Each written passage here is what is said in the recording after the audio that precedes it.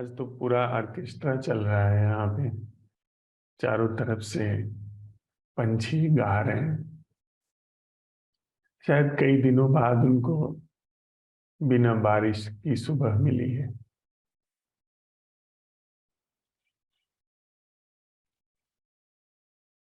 तो चारों तरफ से छोटे बड़े पंछियों की सब आवाज कलरव बन रही है।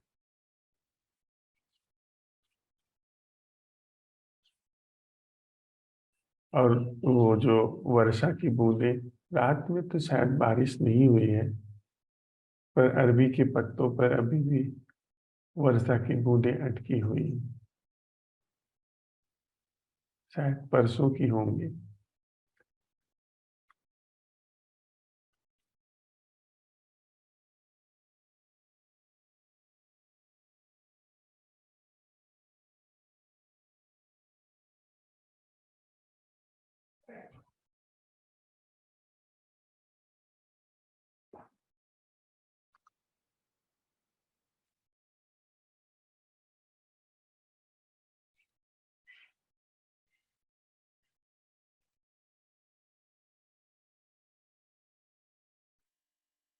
हम लोग जो ये संधि काल में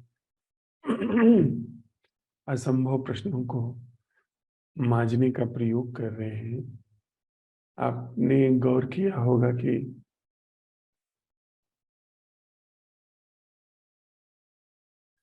धीरे धीरे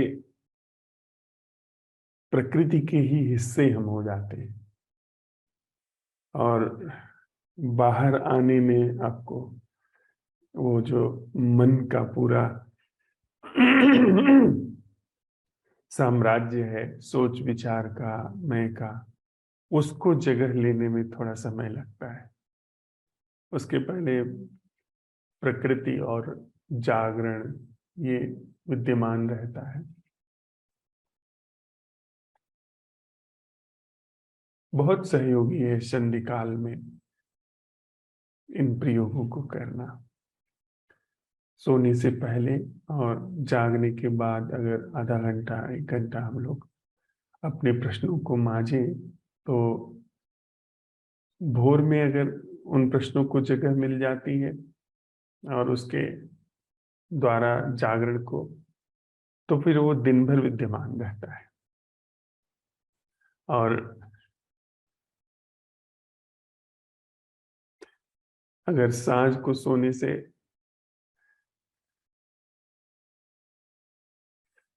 अगर सोने से पहले हम लोग उन प्रश्नों को मांझ लेते हैं, तो फिर वे रात भर हमारे नींद के साथ अचेतन में उपस्थित रहते हैं।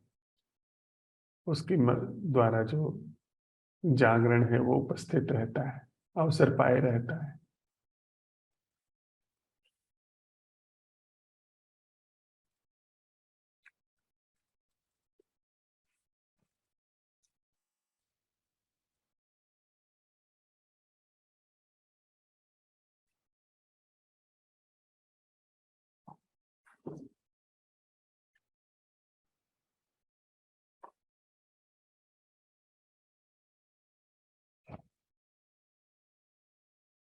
छोटी सी एक कविता है जिससे आज हम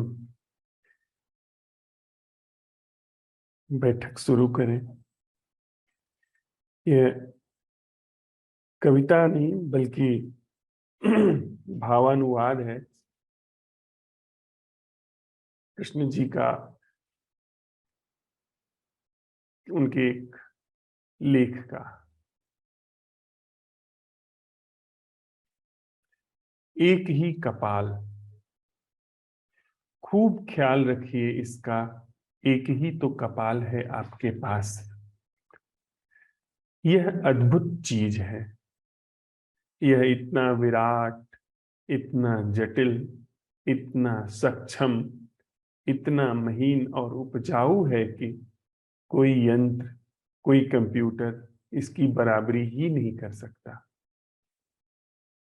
यह अनुभव, ज्ञान, स्मृति का खजाना है। सारे सोच विचार इसी से पैदा होते हैं।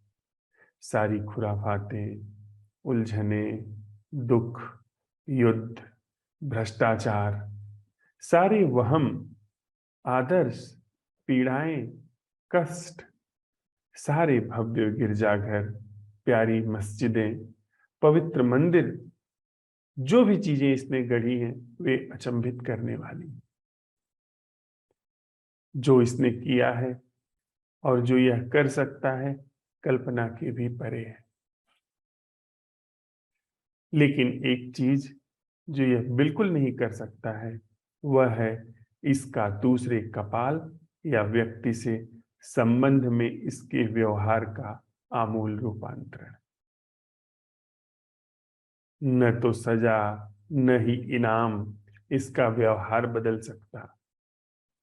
ज्ञान भी इसके आचरण में बदलाव लाता नहीं दिखाई पड़ता। इसमें मैं और तू का भेद तो बना ही रहता है। यह कभी जान ही नहीं सकता कि मैं ही तू है। दृष्टा ही दृश्य है। इसका प्रेम पतन है। इसका सुख त्रास है। इसके आदर्शों की विधाता विध्वंसक हैं। खुद को थोड़ा सुख सुविधापूर्ण बनाने के लिए गढ़ी गई इसकी मुक्ति भी इसका ही अपना कारागृह है। आपके पास केवल एक ही कपाल है। इसे जहरीला बनाना तो बहुत सरल है। इसे बर्बाद मत करिए। खूब इसका ख्याल रखिए। हम सब लोगों के पास एक ही तो यह उपाय कहें, उपकरण कहें, माध्यम कहें, है जिससे हम अन्वेषण कर सकते हैं, जिससे हम पता लगा सकते हैं। और क्या हमारे पास उपाय है? और कोई तो सामग्री नहीं है जिससे हम अपने जीवन में शोध करें, पता लगाएं, जिससे जो जीवन में फैली हुई हमारे दुविधा है, दुख है, चिंता है, शोक है, उससे हम बाहर आ सके। इसके अतिरिक्त तो हमारे पास कोई उपाय नहीं है। और अगर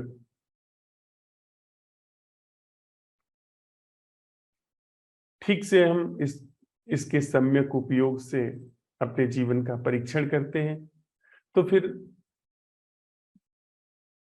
यह भी पता चलता है कि बहुत सारी हमारी दुविधाओं का, बहुत सारे दुखों का कारण भी यही कपाल है, यही खोपड़ी सारे हमारे दुखों का कारण भी है। निश्चित रूप से हम इसी कपाल का उपयोग कर रहे हैं संवाद में, लेकिन इसका उपयोग इसको बनाए रखने के लिए नहीं है जीवन के और संबंध के क्षेत्र में। इसका उपयोग हम इस भांति कर रहे हैं कि जहां तक इसकी जरूरत है, जहां तक इसकी सीमा है, वहां तक यह ठहर जाए। अनावश्यक अनधिकृत हस्तक्षेप न करे उस क्षेत्र में जीवन के जो क्षेत्र इसका नहीं है, जो क्षेत्र इसकी समझ के बाहर है। हम निश्चित रूप से इसका उपयोग करके प्रश्न उठाते हैं, लेकिन जब यह असंभव प्रश्न उठाने की कीमिया, असंभव प्रश्न की कला वास्तव में जगह लेती है तो फिर इसका रोल, इसकी भूमिका समाप्त हो जाती है। जैसे कल सांझ की बैठक में बीती रात हम इस प्रश्न के साथ गए थे कि हमारे जीवन में वह क्या है जिसकी मृत्यु से हम बड़े आशंकित रहते हैं, भयग्रस्त रहते हैं। अब हम आप परीक्षण करें तो पाएंगे कि सारे भयों के पीछे समाप्त होने का भय है, मृत्यु का भय है।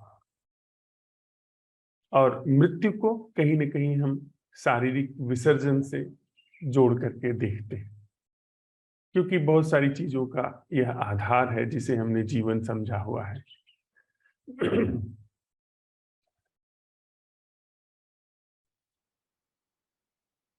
यह प्रश्न कि हमारे पास वह क्या है जिसकी मृत्यु से हम लोग आशंकित हैं, भयभीत हैं, और जो अभी जीवन है, कुछ पंछी आज बहुत तेजी से गा रहे हैं, और इसका जो जीवन है, हमारा अभी जो वास्तविक जीवन है, वह इस भय के कारण और इस भय से बचने के लिए हमारे झूठे भ्रामक उपायों के कारण यह जीवन हम ठीक से जी नहीं पाते। आप देखें, एक व्यक्ति जो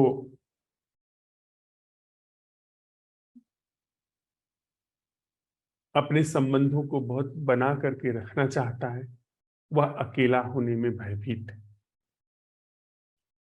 वो सब उपाय कर रहा है संबंधों को बनाए रखने में, चाहे वे कितने भी त्रास देने वाले हैं। उन संबंधों में उसको हजार तरीके की पीड़ाएं मिल रही हैं, पर उसके उसी स्वरूप को बनाए रखने में अपनी जी जान से जुटा हुआ है। उसको उसी संबंध में और कोई संबंध की कला नहीं पता है। क्यों? क्योंकि वो अकेला रहने में सक्षम नहीं। अकेले रहने में उसको ऐसा लगता है कि सब कुछ मिटा। अकेले रहने में उसे लगता है कि वह मुरझाता जा रहा है, मरता जा रहा है। कोई व्यक्ति खूब सारा रुपया इकट्ठा करता है, बड़े बड़े ओहदे हासिल करने की कोशिश करता है, पर क्यों? क्योंकि वो जो दीनहीन व्यक्ति है, जो जिसके पास कोई पद ओहदा नहीं है, उसके पास कोई उपाय नहीं है बिना पद ओहदे के जीवन की महिमा को भोगने का, जीवन की महिमा का उत्सव बनाने का। एक फूल है, एक पौधा है, वो बड़े ही आनंद से जी रहा है। उसके पास कोई पद नहीं, लेकिन उसकी खिलावट, उसका सौंदर्य वो अद्भुत होता है। वो अपनी पूरी क्षमता से जी रहा है। लेकिन हम इंसान, हमारे पास अगर कुछ कोई पद नहीं है, धन नहीं है, देखते हैं ना, ये धनी व्यक्ति की अकड़, धनी व्यक्ति की चाल, और वहीं जो निर्धन व्यक्ति है वह सिकुड़ा सा, वह बिल्कुल सहमा सा, डरा सा, किसी तरीके से मैनेज करता हुआ चलता दिखाई पड़ता है। तो बहुत, ये जो धन है ताकत देता है, पद है ये भी ताकत देता है, इससे उस खोखलेपन पे थोड़ा सा आवरण दिखाई पड़ता है। अगर वह खोखलापन सीधे उघड़ जाए तो मौत है, तो मृत्यु। और मृत्यु किसकी? बस परखी नहीं गई, उसका सत्यापन नहीं हुआ। हमारे बाप दादा भी वैसे जीते चले आ रहे थे, वे हमको भी ऐसे जीना सिखा गए, हम अपनी आगे वाली पीढ़ियों को वैसे ही जीना सिखाते चले जा रहे हैं। असल जो जीवन है उसको कभी हमने झांक करके देखा ही नहीं। जो पैटर्न डाल दिया गया, जो चीजें डाल दी गई, उसी के अनुरूप हम जीते चले जा रहे हैं, और डरे सहमे है कि यह चीज चली गई तो क्या होगा, या फिर हमारी बहुत ज्यादा उछाल होती है, छलांग होती है, तो हम अधिक से अधिक इतना करते हैं कि पुनर्जन्म क्या है, पूर्व जन्म क्या है, मृत्यु के पश्चात क्या होता है, उसके लिए हमने न जाने कितने तरीके के स्वर्ग रचे हैं, नरक रचा है, और तथाकथित रूप से मुक्ति के न जाने कितने मानदंड रखे हैं कि कयामत होगी जब हमारे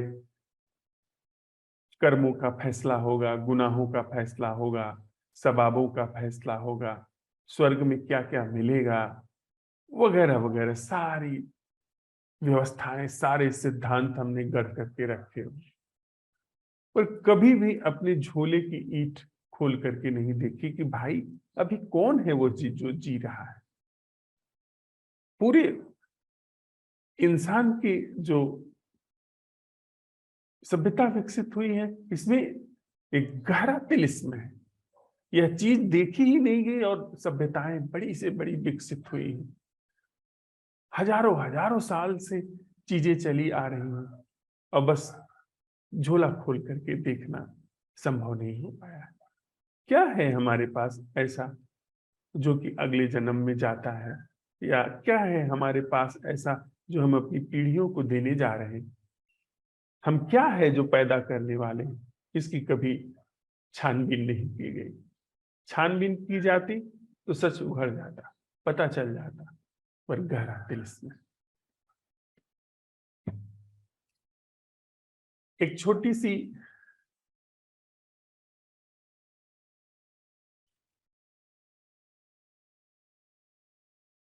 कहानी या कथा या सच सच की घटना इंग्लैंड की है।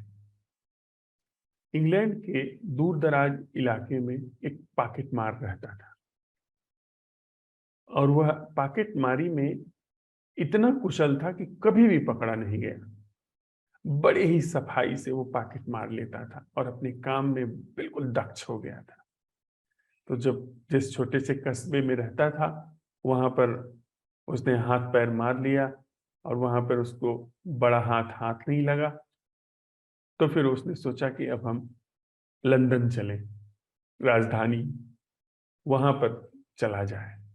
वहां गया, और वो इतना कुशल था कि उसे पकड़ना नामुमकिन सा ही था।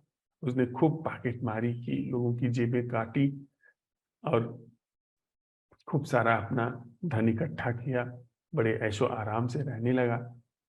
लेकिन संयोग से एक दिन बाजार में जब उसने अपना बटुआ टटोला, तो वो गायब मिला। वह तो आश्चर्यचकित रह गया कि मेरा बटुआ कौन काट सकता है, मेरा बटुआ कौन निकाल सकता है। चोर की निगाह, उसने दाहिने बाएं देखा, पकड़ लिया। एक महिला दिख गई उसको, समझ गया कि यही है। गया उसके पास, पीछा किया, और उसे पकड़ करके अपना बटुआ वापस लिया। उसने पूछा कि आप कौन हैं? तो उसने कहा मैं भी पॉकेट मार हूँ। पॉकेट मार, दोस्ती हो गई। हम लोगों के जीवन में दोस्ती हो जाती है ना। नेता की नेता से दोस्ती हो जाती है, अधिकारी की अधिकारी से दोस्ती हो जाती है, भिखारी की भिखारी से दोस्ती हो जाती है, धंधेबाज की धंधेबाज से दोस्ती हो जाती है। तो चोरों की भी चोरों से गहरी दोस्ती हो ही जाती है। दोस्ती हो गई दोनों। उसने कहा कि तुम भी पॉकेट मार हो, हम भी पॉकेट मार हैं, हम दोनों लोग अगर साथ में आ जाएं तो मिल करके पूरे लंदन पर राज करेंगे। हम लोग भी तो ऐसे ही करते हैं। आईएएस ऑफिसर आईएएस ऑफिसर से शादी कर लेता है, मिल के राज करेंगे, मिल के रहेंगे। वही हुआ। दोनों साथ आ गए और मिल करके उन्होंने लंदन में जो उत्पात मचाया कि बड़े से बड़े धनवान लोगों से भी बड़ी संपत्ति उस उन दोनों ने खड़ी कर ली। बड़े बड़े कैसल बना लिए, महल बना लिए, और सारे सुख सुविधाएं अपने आसपास जुटा ली। फिर इसके बाद अगला नंबर आया कि इनका कौन स्वामी होगा इन सारे महलों का। तो उन दोनों ने सोचा कि फिर हम लोग क्यों ना हमेशा के लिए ये बॉन्ड रख लें, शादी कर लें। दोनों राजी हो गए। हम लोग एक दूसरे को सलाह देते हैं ना, जो जिसकी मुहिम में सहयोगी हो जाता है उसका साथी हो जाता है। आप अगर धंधेबाज हैं और मैं भी धंधेबाज हूं, तो हम लोग साथ साथ धंधा शुरू कर लेते हैं कि हाँ ठीक है, और बड़ी गहरी छनती भी है, बड़ा गहरी आत्मीयता भी पता चलती है। ऐसे ही तो हमारे संबंध बनते हैं ना। कोई स्त्री है, कोई पुरुष है, तो दोनों की आवश्यकता है, तो दोनों एक दूसरे के साथ में हो जाते हैं। और उस साथ को, उस हिसाब किताब को, उस सौदेबाजी को प्रेम भी कह लेते हैं कि हम दोनों के बीच में बड़ा प्रेम है, जबकि असल में उसमें सिर्फ लेन देन है, धंधेबाजी है। वैसा ही वहां हुआ। दोनों ने शादी कर ली। शादी करके फिर मजे से रह रहे थे और लंबे लंबे हाथ मारते थे। पॉकेट मार से वो और आगे बढ़ गए, वो स्कैम करने लगे। वो शेयर मार्केट में ऊपर नीचे करने लगे, रोज करोड़ों के वारे न्यारे होने लगे।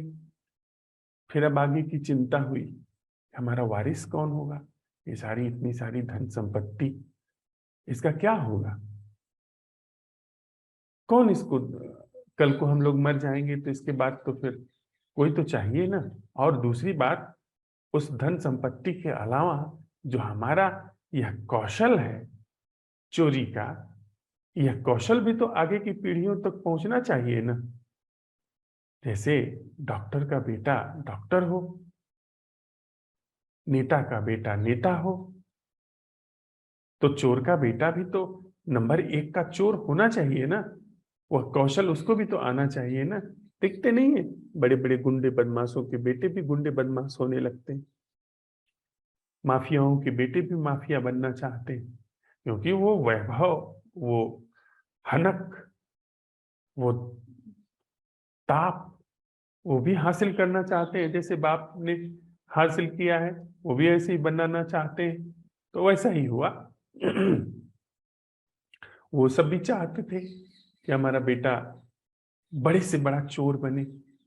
हम क्या चाहते हैं, अगर मैं अपने पुनर्जन्म की बात करूं, क्या चाहूंगा?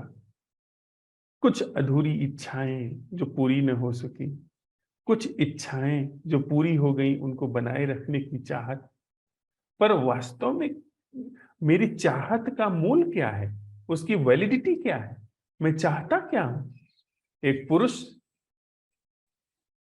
जो जिसने अपने जीवन को ठीक से समझा नहीं, उसने जो यह शारीरिक मांग है उसके आधार पर सुंदर स्त्री चाहता है। वो चाहता है कि उसको अगले जन्म में और सुंदर स्त्री मिले। एक स्त्री और सुंदर पुरुष चाहती है। और जहां पुनर्जन्म के हिसाब किताब नहीं है, उनके स्वर्ग में हूरे हैं। हूरे भी ऐसी, उनकी ऐसी ऐसी ऐसे ऐसे वर्णन कि मतलब दांतों तले उंगली दबा ले जाएंगे, कि 70 जोड़े पहनने के बाद भी उनके पैरों की पिंडलियां और पिंडलियों के पीछे की हड्डी और हड्डी के पीछे का जो कोई नर्व होती है वो दिखाई पड़ती है। इतनी सुंदर। पर भाई, सोच क्या रहे हो? कहाँ, क्या क्या चल क्या रहा है तुम्हारे अंदर? शराब के चश्मे, मतलब नहरें शराब की बह रही हैं, दूध की नदियां बह रही हैं, शहद की नदियां बह रही हैं। भूखा आदमी, थका हुआ आदमी, उबा हुआ आदमी, बिखरा हुआ आदमी, भटका हुआ आदमी, कहीं काम वासना में, कहीं अच्छे भोजन में, कहीं अच्छे वस्त्रों में अपनी संकल्पनाएं खोज रहा है, ढूंढ रहा है, अपना सातत्य बनाए रख रहा है। पर वह कभी भी इसका परीक्षण नहीं करना चाहता कि जो अभी जीवन है वो वास्तविक जीवन है, या सब बस केवल या तो आहार निद्रा मैथुन जो जानवरों का ढंग है उस पर आधारित है, या बहुत सारी चीजें हैं जो मेरी अपने ख्यालों से आ रही हैं। किन चीजों को आप दोजख और जन्नत में कंटिन्यू करना चाहते हो? किन चीजों को आप पुनर्जन्म में पाना चाहते हो? यही जीवन पुनर्जन्म में ऐसे ही सताया हुआ, ऐसे ही संतृप्त संत्रस्त जीवन अगले जन्म में भी, वही तो हम सोच सकते हैं ना। अगले जन्म में जो अभी है, अभी जो नहीं पाया है वही पाने की आकांक्षा कर सकते हैं। तो हमारे ही जैसे वो भी थे, उन सब ने कहा कि अब हम एक बच्चा पैदा करते हैं, और वह बच्चा जो है हमारा वारिस होगा, और साथ ही साथ वो ऐसा बच्चा पैदा हो जो कि बिल्कुल हमारे काम को आगे ले जाए। हम करते क्या है? मेरे सामने अभी एक ऐसा मामला आया जिसमें पिता ने बेहिसाब संपत्ति इकट्ठा कर ली अपने बच्चों के लिए। अब बेहिसाब संपत्ति है, उनके बेटे को 2 बेटियां पैदा हो गई। अब जैसे वे वैसे बेटा, अब वे वारिस ढूंढ रहे हैं। अगर हैंड टू माउथ होता, वही मैंने उनके पिता से कहा कि आपने जो ये सारी संपत्ति, जरा जो सारा वैभव जुटा दिया है, अब इसका वो वारिस ढूंढ रहे हैं अपनी संस्कारों, अपनी खोपड़ी के हिसाब से। अब उनको लड़की के बजाय लड़का चाहिए। उम्र 40 पार है, शरीर जो है एकदम फैल चुका है, कई बार मिसकैरेज हो चुके हैं, लेकिन पुत्र रत्न चाहिए। शरीर में न जाने कितने ऑपरेशंस हैं और उन्हें बच्चा पैदा भी नहीं करना चाहिए। भीषण रूप से शराब की लत है, न जाने कितने नशे हैं, पर उनको बच्चा चाहिए, बेटा पैदा करना चाहते। क्यों? वारिस। बाप ने खूब सारी संपत्ति इकट्ठा करके अपने वारिस को दी। वारिस ने जम करके उसका शराब पी है, नशे किए हैं, प्रमाद में वह डूबा हुआ है, दिन भर दिन चढ़े सोते रहना, तमस रोए रोए में व्याप्त है। बाप ने सब तरीके की सुविधाएं कर दी हैं जिसमें वो और भी प्रमाद में जाता रहे, और वही प्रमादी अपनी संतति ढूंढ रहा है। देखते नहीं है भिखारी जिनके पास जीवन भर मुंह बना करके मांगने के अतिरिक्त कुछ नहीं रहता है, वो भी पुत्र रत्न की प्राप्ति करना चाहते। नशेड़ी पुत्र रत्न की प्राप्ति करना चाहते। कैसा बच्चा पैदा करेंगे आप, और क्यों बच्चा पैदा करना चाहते? और पुत्र रत्न,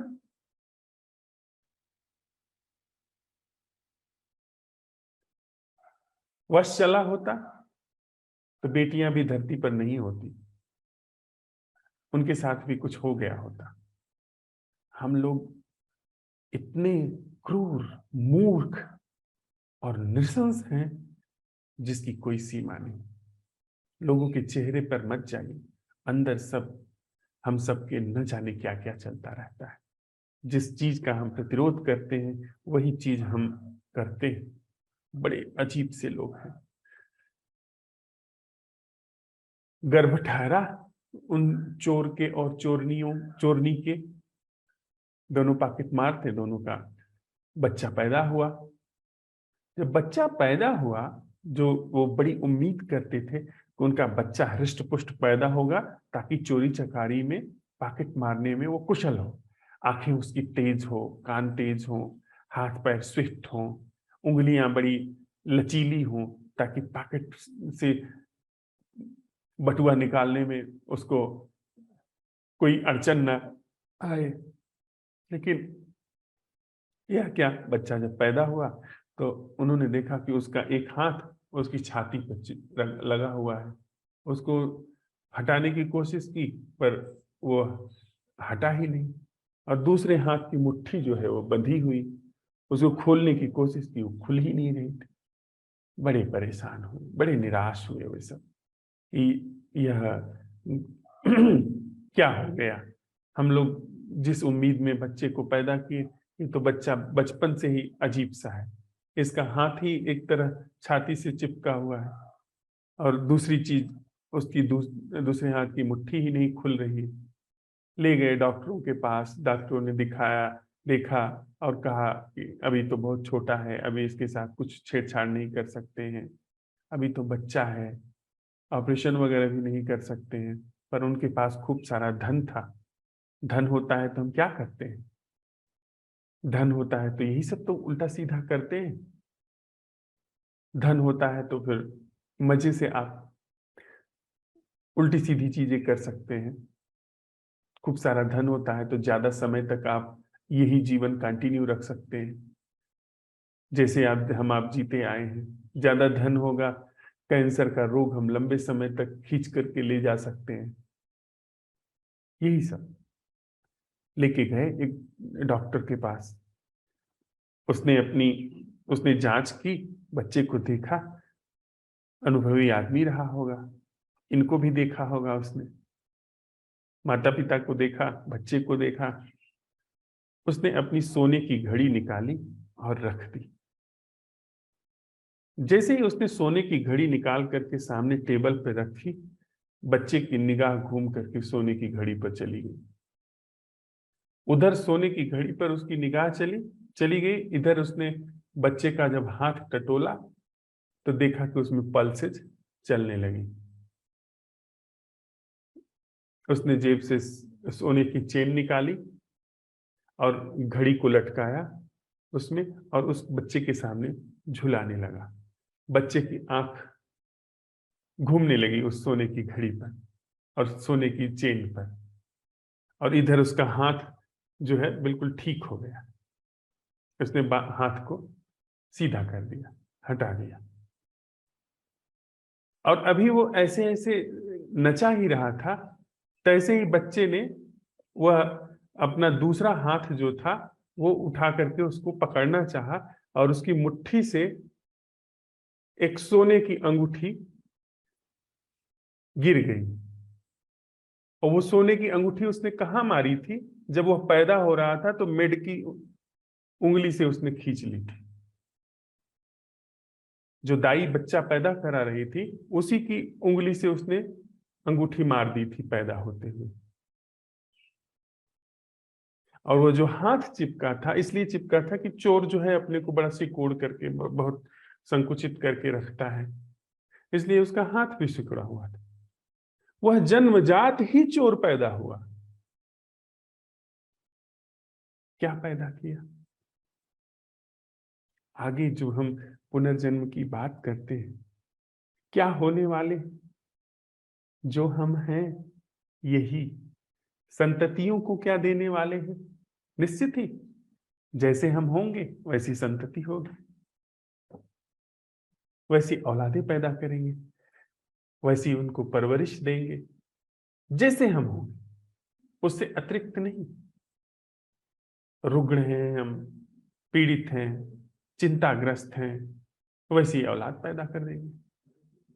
चोरों ने चोर औलाद पैदा की, पर चोरी वास्तविक है। जिस चीज को हमने पैदा किया वह वास्तविक है। यहां सारा धन जो है वो आयोजित व्यवस्था है। उस व्यवस्था में कुछ व्यवस्था ऐसी है जो कि संगत है, कुछ व्यवस्था ऐसी है जो असंगत है। चोरी असंगत व्यवस्था का परिणाम है। पर न तो धन जीवित है, न धन पर ठीक तरीके से जो स्वीकृत ढंग है उस तरह से कब्जा जमाना जीवित है, और न ही चोरी करना जीवित है। तो अगर आप साहू हैं, चोर नहीं है, तो हो सकता है कि अगले जन्म में आप साहू होकर के पैदा हो, पर साहू होना जीवित होना तो नहीं है। उसका अभी हम सत्यापन कर लेते हैं। सारा धन हमारी मान्यताओं ने निर्मित किया है, उसका उपयोग हो सकता है, पर वो जीवित तो नहीं है। हम चोर हैं, अगले जन्म में हम चोर हो जाएंगे, पर वह चोर होना अभी जीवित होना नहीं है, अभी सच होना नहीं है। वह अभी एक व्यवस्था का सातत्य है, तिलिस्म है। वही तिलिस्म हो सकता है आगे हो जाए, हमारी आगे की संतति, आगे का जो प्रवाह है वही हो जाए, पर जीवन तो नहीं है ना यहाँ पर। हो सकता है कि हम बिल्कुल ऐसा उपाय कर ले जाएं जिसमें कि जैसे हम हैं वैसे ही एक नया शरीर पा जाएं, पर आप चोर ही तो रहोगे, आप चोर ही तो रहेंगे। हो सकता है कि बचपन से ही, पैदा होने से ही, पैदा होते समय ही खींच लें मेड की जो वेडिंग रिंग है, उसको मुट्ठी में भर लें, इतने कुशल हो जाएं। अगले जन्म में हम इतने कुशल हो जाएं कि बचपन से ही व्यापार करना शुरू कर दें, पैदा होने से ही हिसाब किताब बिठाना शुरू कर दें। पर कौन हिसाब किताब बिठा रहा है? क्या वह जीवित है? चोर चोर होना, क्या वह जीवित चीज है, जीवंत है? नहीं। पर ऐसे ही चलता है, ऐसे ही स्वर्ग नरक, ऐसे ही पुनर्जन्म, ऐसे ही पूर्व जन्म, यही सब चलते हैं। और इन सब चीजों को बताने वाले लोग हैं, ज्योतिष हैं, गजब के लोग हैं। कोई बताने वाला मिल जाएगा। अगर आप चाहते हैं कि पुत्र रत्न की प्राप्ति हो, तो पूजाएं हैं, उपाय हैं, वो बता भी देंगे। पता नहीं, हो सकता है वो सच भी हो जाते हो। पर सच भी अगर हो जाते हैं तो क्या क्या पैदा करने वाले हैं आप? अगले जन्म में क्या लेके जाने वाले? पुण्य अगर सच भी हो तो वो पुण्य क्या देगा आपको अगले जन्म में? धन दे देगा, पद दे देगा, प्रतिष्ठा दे देगा, जीवन नहीं दे पाएगा।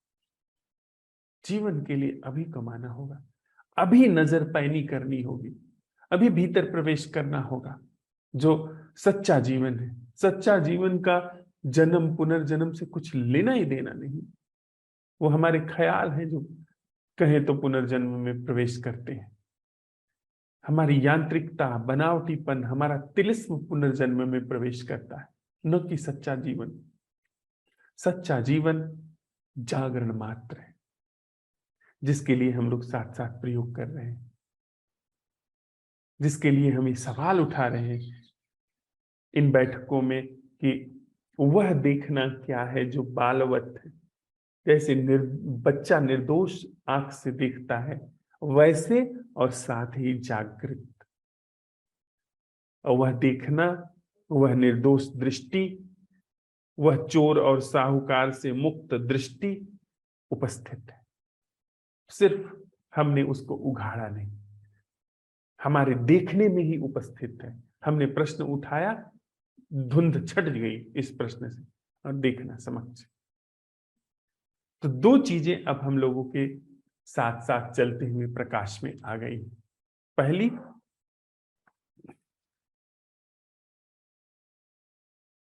कि निर्दोष दृष्टि संभव है। ऐसी दृष्टि जो बालवत है पर बच्चे की नहीं, संभव है। क्योंकि बच्चे की दृष्टि में और हमारी दृष्टि में जागरण का मूल भेद है। बच्चा जागृत नहीं है, बच्चा जागरण का प्रश्न नहीं उघाड़ सकता, पर हम जागरण का प्रश्न उघाड़ सकते हैं। हम नैसर्गिक निष्प्रयास जागरण को घटा सकते हैं अपने जीवन में। और वह नैसर्गिक बच्चे वाली दृष्टि से भी हम देख सकते हैं।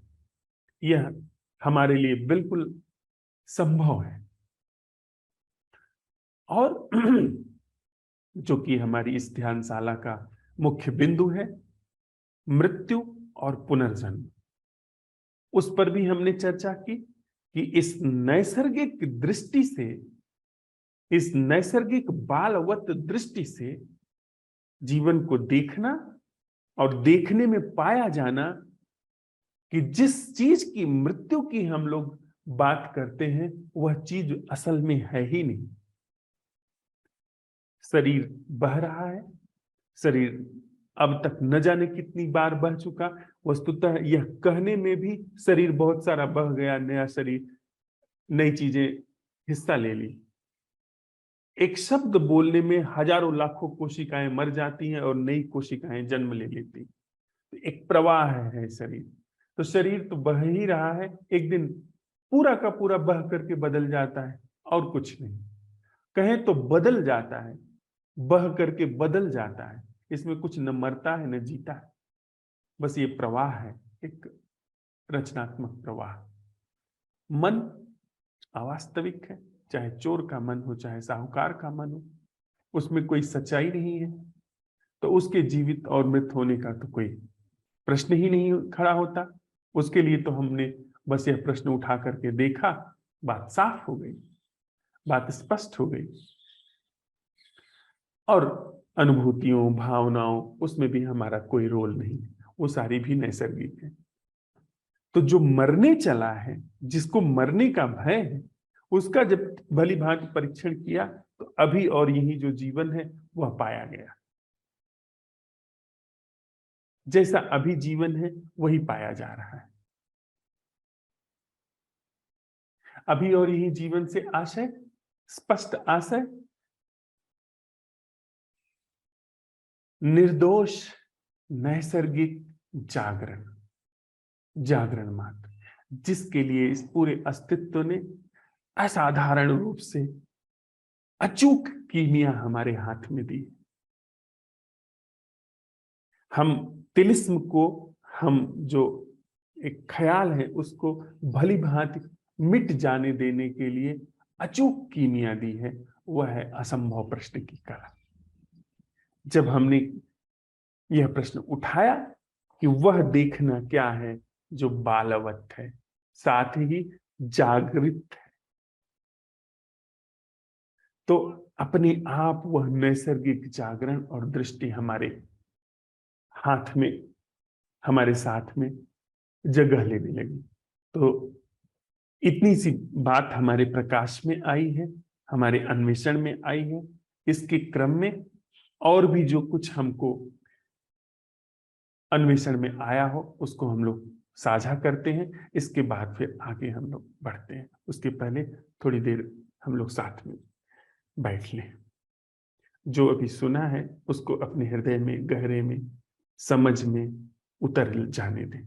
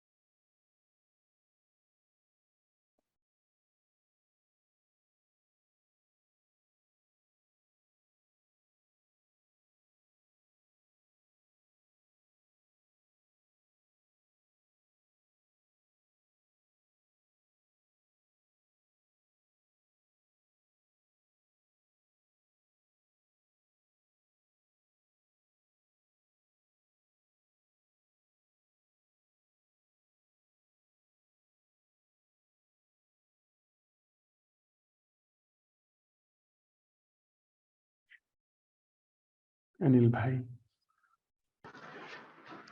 नमस्ते सर। नमस्ते अनिल भाई। बाहर बिल्कुल एकदम शांति है, बस उसमें एक अब चिड़िया की आवाज आने लगी है। बाकी बिल्कुल सब कुछ ठहरा हुआ है, बारिश हो रही है, हवा बिल्कुल भी नहीं चल रही है। पूरा का पूरा पेड़ जो मेरे को दिख रहा है सामने वो एकदम स्थिर खड़ा है, बस बारिश की बूंद उसके ऊपर से गिर रही है। मौसम में ठंडक बनी हुई है।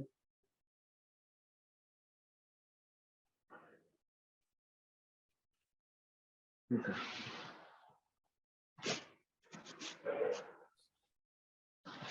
अवलोकन की बात करते हैं सर,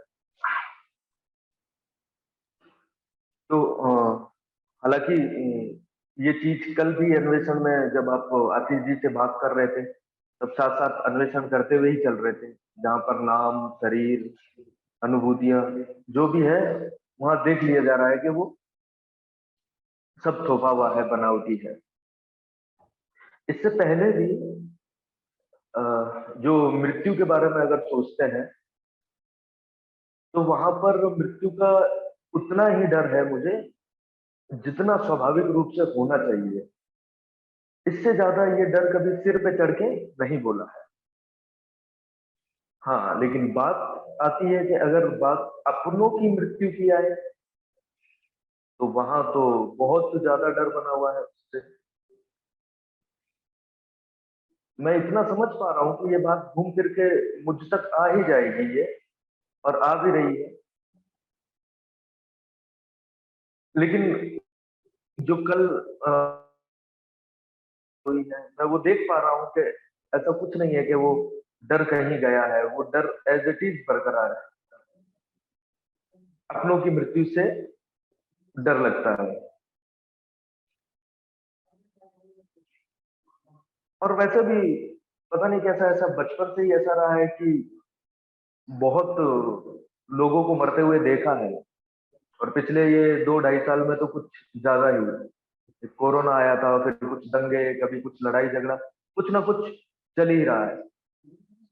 लेकिन एक चीज है सर, जो अभी आप बोल रहे हैं, मैं बोलते बोलते देख रहा था कि बचपन से ही मेरे को एक ऐसा प्रॉब्लम है कि जो आदमी मर जाता है, मेरे को उसके बारे में कोई दुख नहीं होता है जो मर गया। मतलब इवन आप कहें कि मृत्यु पे रोना चाहिए, मुझे अच्छे से याद है कि मेरे को शायद एक आंसू भी नहीं आता जो मर गया है उसके लिए। पर मेरे को जो लोग पीछे रह जाते हैं, जो पीछे छूट जाते हैं, हमेशा उनका ख्याल रहता है, और वो ख्याल नहीं, वो तो एक अ, बहुत भयानक दर्द रहता है जब मैं उनको देखता हूँ जो लोग पीछे रह गए हैं, और ये देखता हूँ कि जो मर गया है उनका इसके साथ क्या संबंध था। ऐसा लगता है कि जैसे वो जो लोग पीछे रह गए उनके साथ मैं एक हो गया हूँ, उनके दुख को अनुभव कर रहा हूँ, और शायद कुछ बड़ा चढ़ा भी रहा हूँ, क्योंकि मैंने कई केसेस में ऐसा देखा है कि वो लोग शायद इतने व्यथित नहीं थे जितना व्यथित मैं हो रहा था उन लोगों को देख के। और ये अभी से नहीं, ये मेरे साथ बचपन से, जब मैं स्कूल में छोटी क्लासेस में था, तब भी एक दो साथ में पढ़ने वाले जब कभी बता देते थे कि मेरे पापा नहीं है या मम्मी नहीं है, तो उस आदमी के लिए मेरा पूरा नजरिया ही बदल जाता था, सब कुछ बदल जाता था। कोरोना के समय भी ऐसा हुआ था कि कई लोग बहुत छोटी उम्र में भी चले गए थे। मैं सुनता था किसी की कि आज इनकी डेथ हो गई, आज ये मर गए, तो मेरे को कभी ऐसा नहीं आया कि मैं उनसे फट से पूछ लूं कि उनको हुआ क्या था, किस वजह से मर गए। मेरा पहला सवाल ही यही होता है कि उनके पीछे कौन है, बीवी है, बच्चे हैं, माँ बाप है, कोई और है क्या ध्यान रखने वाला। और ये इतना भयानक दर्द है, इतना भयानक दर्द है कि शायद मैं टीवी नहीं देखता इसी चक्कर में, कि कहीं से कुछ इस तरह की खबर आएगी और मैं परेशान ही होऊंगा उससे। ये ये चीज सिर्फ सर मृत्यु पे ही नहीं रुक रही है, हो सकता है बात थोड़ी आउट ऑफ द टॉपिक जा रही हो, लेकिन ये खाली बात मृत्यु पे ही नहीं रुक रही है। मैं ये भी देखता हूँ कि जिस आदमी के साथ कुछ घटना हो रही है, उस आदमी के प्रति मेरे को कुछ खास संवेदनशीलता नहीं रहती है, लेकिन उनसे जुड़े जो लोग हैं, पता नहीं क्यों इतना तेज मेरे को दर्द फील होता है कि मैं वो सह भी नहीं पाता। जैसे मैं आपको एक किस्सा, छोटा सा ही है, बिल्कुल बताता हूँ। सिंपल, मैं एक बार कहीं जा रहा था, ट्रेन में सीट को लेके किसी से झगड़ा हो गया, और वो झगड़ा इतना तेज हो गया कि मैं उस पर जोर से चिल्ला पड़ा, और सीट पर से उसका बैग उठा के मैंने नीचे फेंक दिया। उस आदमी पे मेरे को बिल्कुल भी ना कोई दया, अच्छे भाव है। जैसे ही ये घटना घटी, और मेरी नजर उसके जस्ट पीछे उसकी वाइफ खड़ी थी, और उसके हाथ में शायद 3-4 साल की बच्ची रही होगी, गोद में उनके वाइफ के गोद में। जैसे ही उनकी मेरी नजर उन लोगों के ऊपर पड़ी, मैं तो ऐसा हो गया कि जैसे पता नहीं कितना बड़ा अपराध मैंने कर दिया, और बहुत दिनों तक वो घटना मैं भूल ही नहीं पाया कि ये कैसे कर दिया।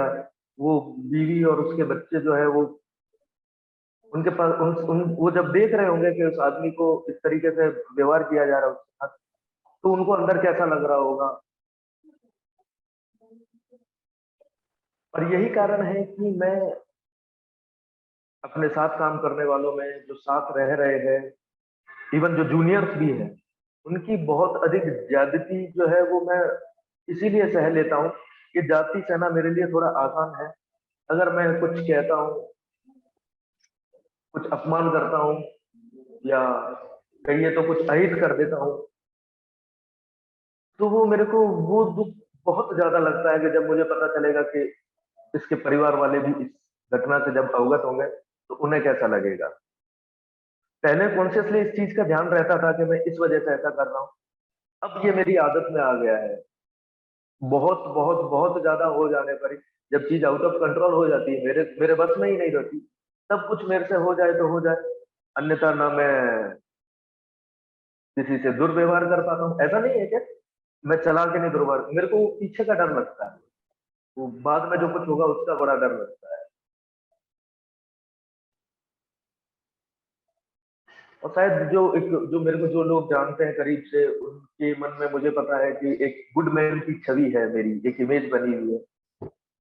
और वो शायद इसी वजह से है, क्योंकि अगर मेरे को वो तकलीफें ना हो तो शायद इतना अच्छा व्यवहार बाहर मैं कर भी ना पाऊँ। अब अनकॉन्शियसली हो गया है, ज्यादा ध्यान नहीं रहता है कि मैं कैसे बिहेव कर रहा हूँ। पहले तो मुझे ठीक से याद है कि मैं थोड़ा जानबूझ के ही इस चीज को किया करता था कि किसी का बुरा मत करो, बाद में मेरे को भी तकलीफ होने वाली है इस चीज। हालांकि अभी आपकी चर्चा में ये बात आई भी थी कि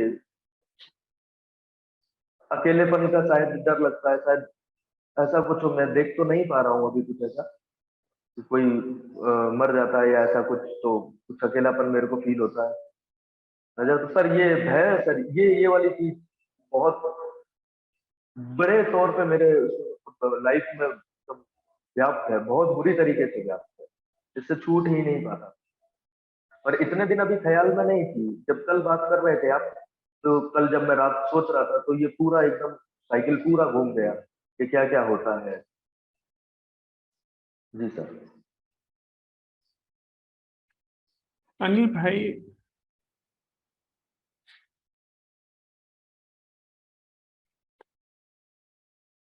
हम लोग जो दूसरे को देखते हैं उसी के माध्यम से हमारा जीवन डिफाइन होता है। और जैसे हम होते हैं वैसे ही हम दूसरे को देख भी पाते हैं। तो ये एक दुष्चक्र जैसा है। हम लोग अन्वेषण करते हैं, कर रहे हैं इस चीज का अपने भीतर। अपने भीतर हम इस चीज के विषय में यदि स्पष्टता हासिल कर ले कि मेरे अंदर वह क्या है जो मरने वाला है, मर सकता है, उसका यदि हम परीक्षण कर लें और उसका यह सत्यापन कर लें कि वह वास्तव में जीवित है भी या नहीं, तो फिर हमको कोई भी कठिनाई नहीं होगी। इस पूरे मामले में सारा जो भय है अपने आप भस्मीभूत हो जाए। मैं अगर अभी यहाँ बैठे हुए आपसे संवाद करते हुए इसका परीक्षण करूं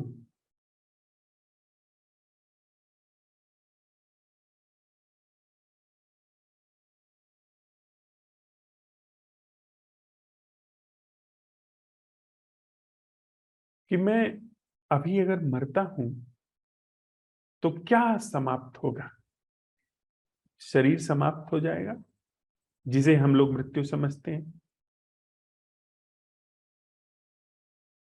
शरीर प्रकृति का हिस्सा है। मिट्टी मिट्टी में, पानी पानी में, आग आग में, हवा हवा में और आकाश आकाश में घुल जाएगा, मिल जाएगा। मूल रूप से ऐसा कहा जाता है, समझा भी जाता है कि ये पांच तत्व हैं जिसमें मिल गया। भीतर मेरे कुछ ख्याल हैं, कुछ वैर के ख्याल हैं, कुछ मित्रता के ख्याल हैं, अच्छे बुरे ख्याल हैं, ये वो ख्याल हैं। ये सब, ये सारी चीजें गिर गई, मिट गई। कुछ सेंटिमेंट्स हैं, वो मिट गए, वो खत्म हो गए।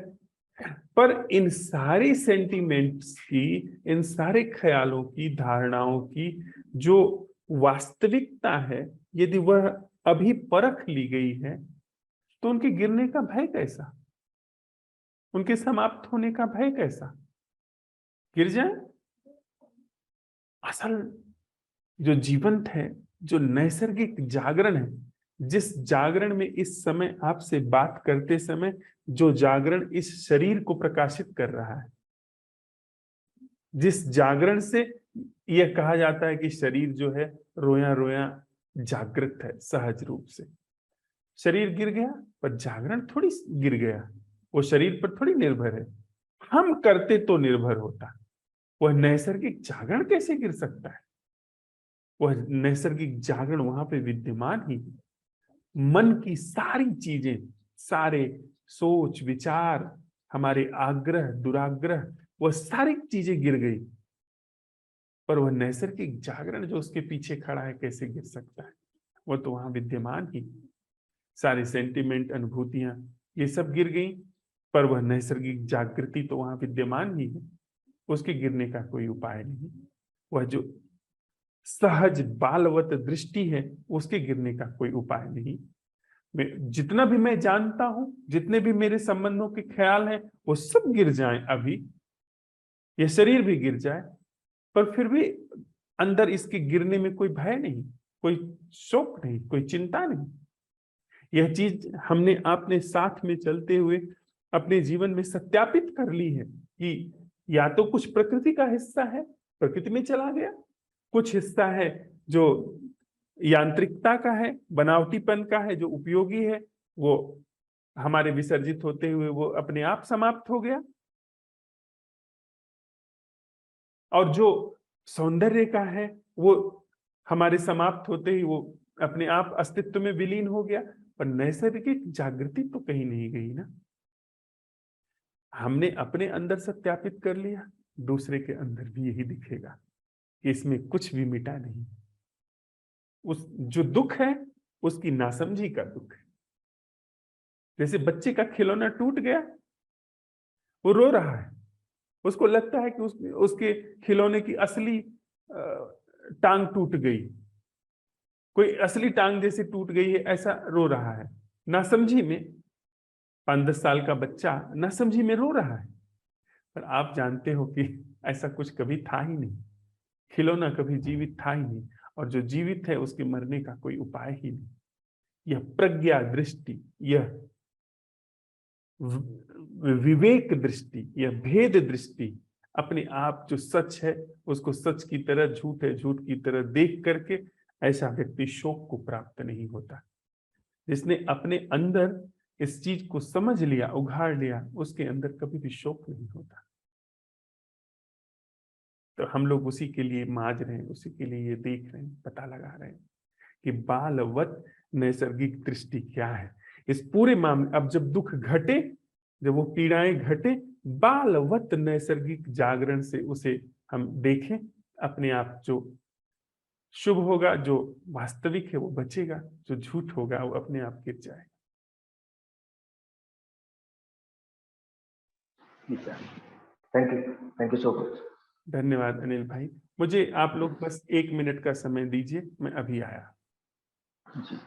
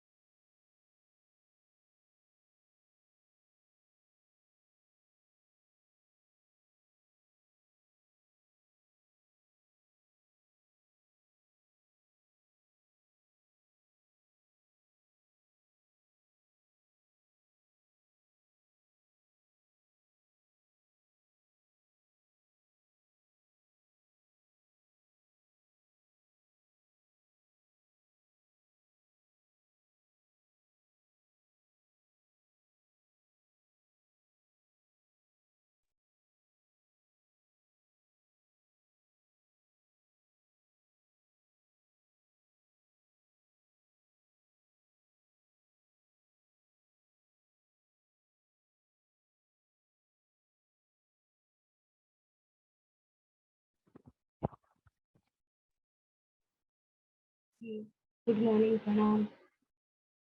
गुड मॉर्निंग, प्रणाम भावना। यहाँ पे अभी बहुत ठंडा मौसम है, लेकिन मैंने फैन चला रखा है और बारिश आ रही है और जा रही है।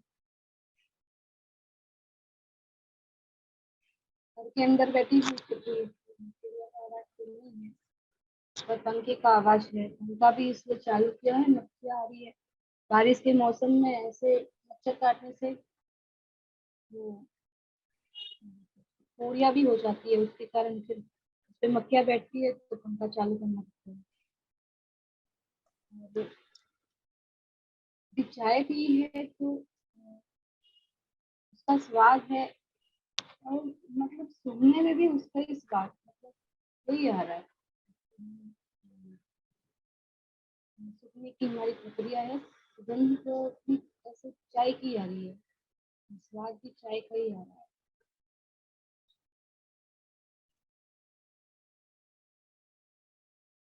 और जो वो रात का प्रश्न था, तो उसमें चलते चलते ही पता नहीं मैं सो गई। देखते रात को स्वप्न भी देखा। सपने में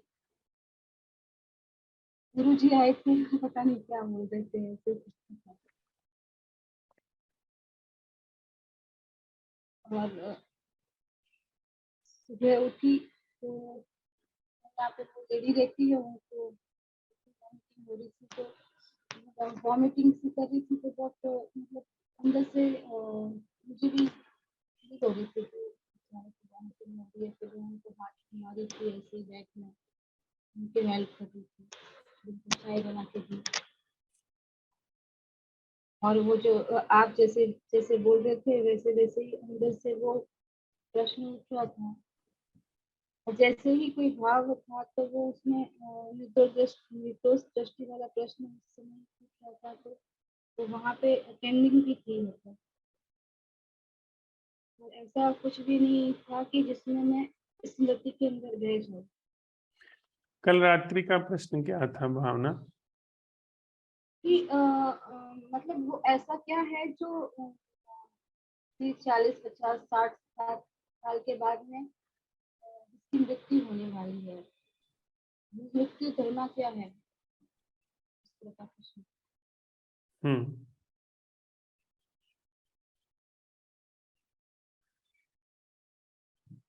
क्या कुछ ऐसा हाथ लगा कि जो हाँ तो जो 30 40 50 साल तक बना रहने वाला है और उसके बाद वो अचानक मिटेगा?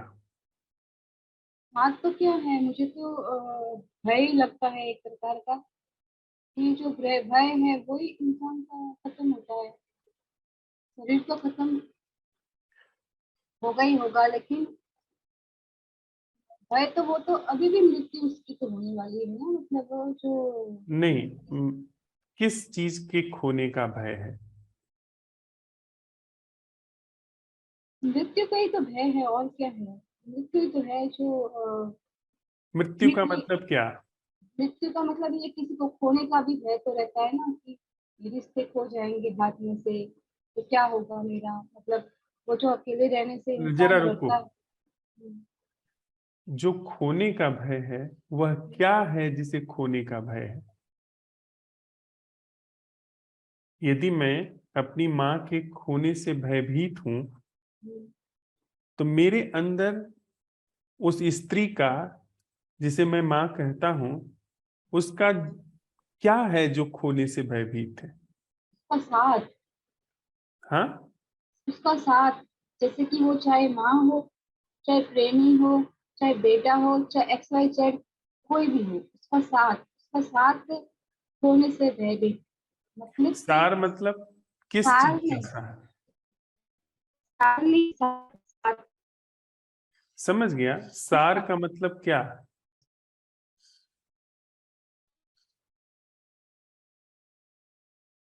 सार का नहीं, मतलब कि साथ, साथ। साथ, अच्छा। तो साथ मतलब क्या? हाँ,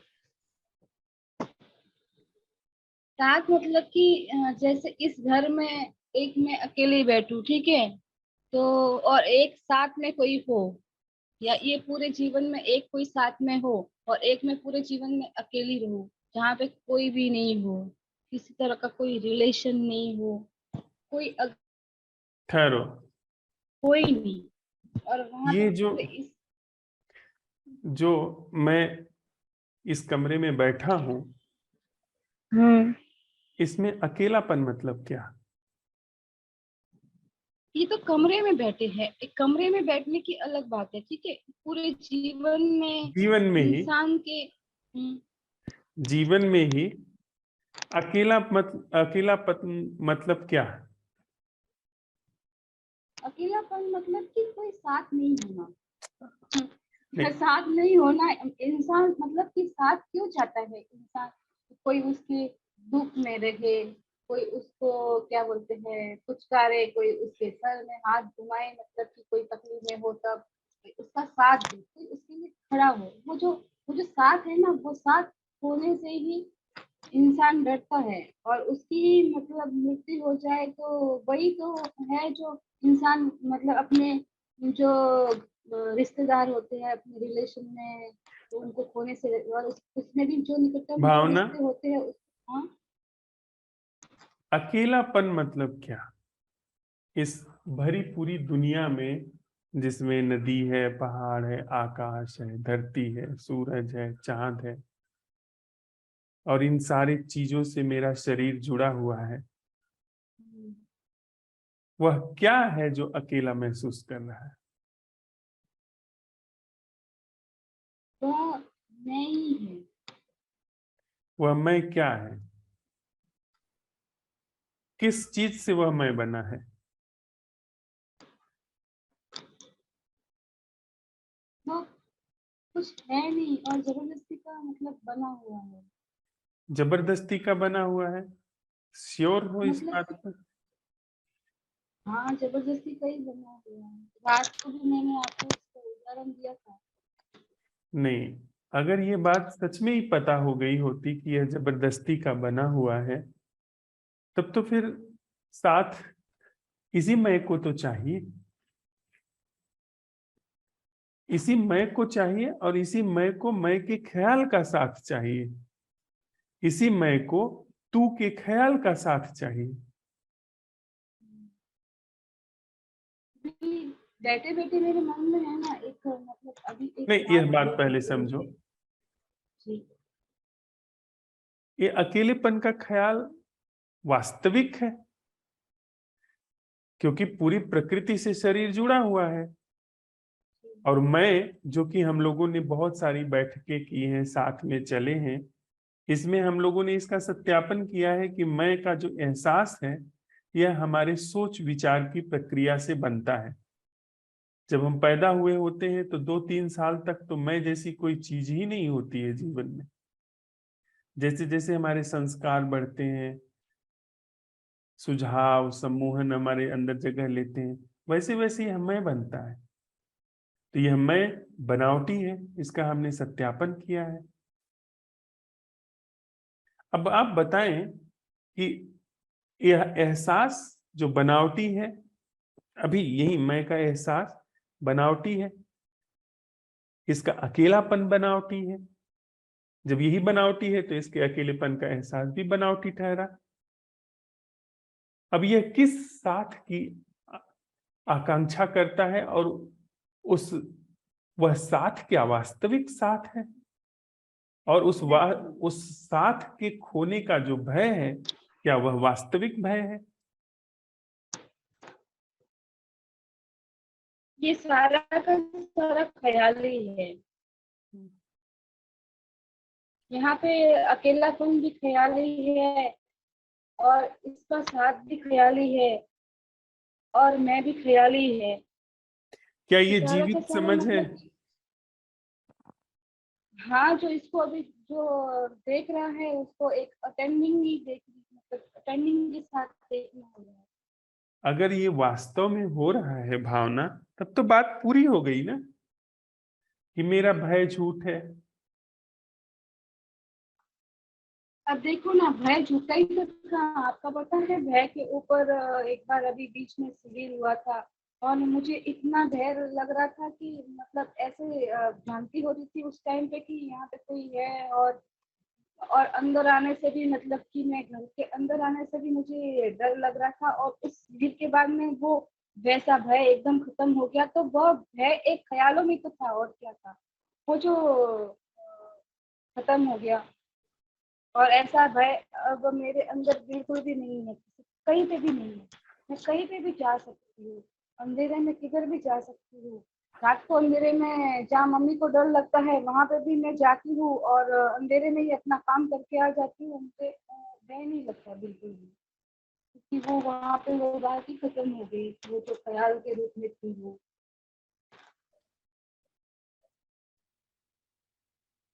तो मृत्यु क्या है? मृत्यु भी तो इसी की तो है ना, ये जो ख्याल बने हुए है इसी की तो मृत्यु है। तो क्या अब जीवन से भय समाप्त हो गया? अभी एक अभी तो कुछ मुझे दिख नहीं रहा है। मतलब किसी तरह का कोई भय है, किसी को खोने का भय है। अभी आप जब संवाद कर रहे थे मेरे भाई से, तब मेरे मन में एक बात आई, और मुझे है ना बहुत हंसना आया। मुझे ये हंसना आया कि मैं किसी के साथ के लिए मतलब कि रो रही हूँ, और कल्पित हो रही हूँ कि कोई मेरे साथ नहीं है, और कोई मुझे छोड़ के चला गया है। तो मेरे मन में ये बात है कि अगर कोई छोड़ के चला भी गया तो क्या है, मतलब। और अभी वो यहाँ पे नहीं है, तो ठीक है। अभी चलते चलते अगर किसी की अगर मृत्यु हो जाए और कोई साथ चला जाए, उसके बाद में भी तो इंसान जीता ही है ना। किसी का साथ नहीं होता है तो भी तो ठीक है। जो जैसी स्थिति है उसमें रहो, मतलब अपने खुशी खुशी और हैप्पीनेस के साथ में। इस पे कल्पना क्या करना कि कोई साथ हो गया, हमने उसके साथ इतने अच्छे दिन जिए, ये वो, मतलब इस तरह की जो बातें हैं वो, मतलब भावना जी, हाँ। एक है खुद को समझा लेना हम्म, कि कोई चला गया, क्या हो गया, लोग जी ही लेते हैं, ये खुद को समझाना है, खुद को सहलाना है। एक ये ढंग है। और दूसरा है कि सच को सच की तरह देखना, झूठ को झूठ की तरह देखना। नहीं, ये समझाना नहीं है भैया। आपको पता है कि जब जब मेरे जीवन में शिवांग मुझे छोड़ के जाता था, तो मतलब कि उस अकेलेपन से मैं कितनी भयभीत होती थी, मैं कितनी कल्पित होती थी। आपने ये बात देखी है। तो वही शिवांग मतलब कि अभी चला गया, वही मैं अकेलापन लिए हुए हूँ, ठीक है। लेकिन वहां पे वो वाला भय नहीं है जो पहले होता था। और जिस भय के कारण मैं मतलब तनाव में रहती थी, और जिस भय के कारण मैं डिप्रेशन में आती थी, और आपने वो वाला भय देखा हुआ है मेरा। तो वो वाली बात अब नहीं है जो मतलब पहले थी। भावना, और अभी हाँ। साथ संभव ही नहीं।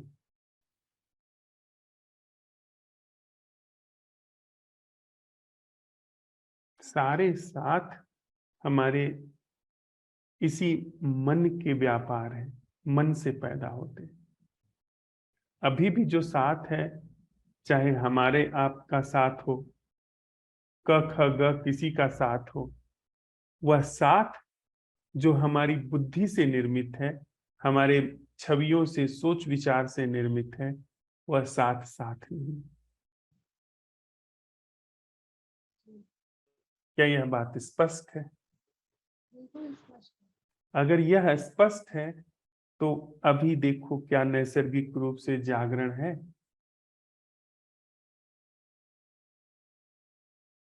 अगर नैसर्गिक जागरण नहीं है, तो बात स्पष्ट नहीं हुई, मन में कोई कंक्लूजन आ गया, जीवन उन्हीं उन्हीं धर्रों में, उन्हीं उन्हीं खांचों में घूम रहा है।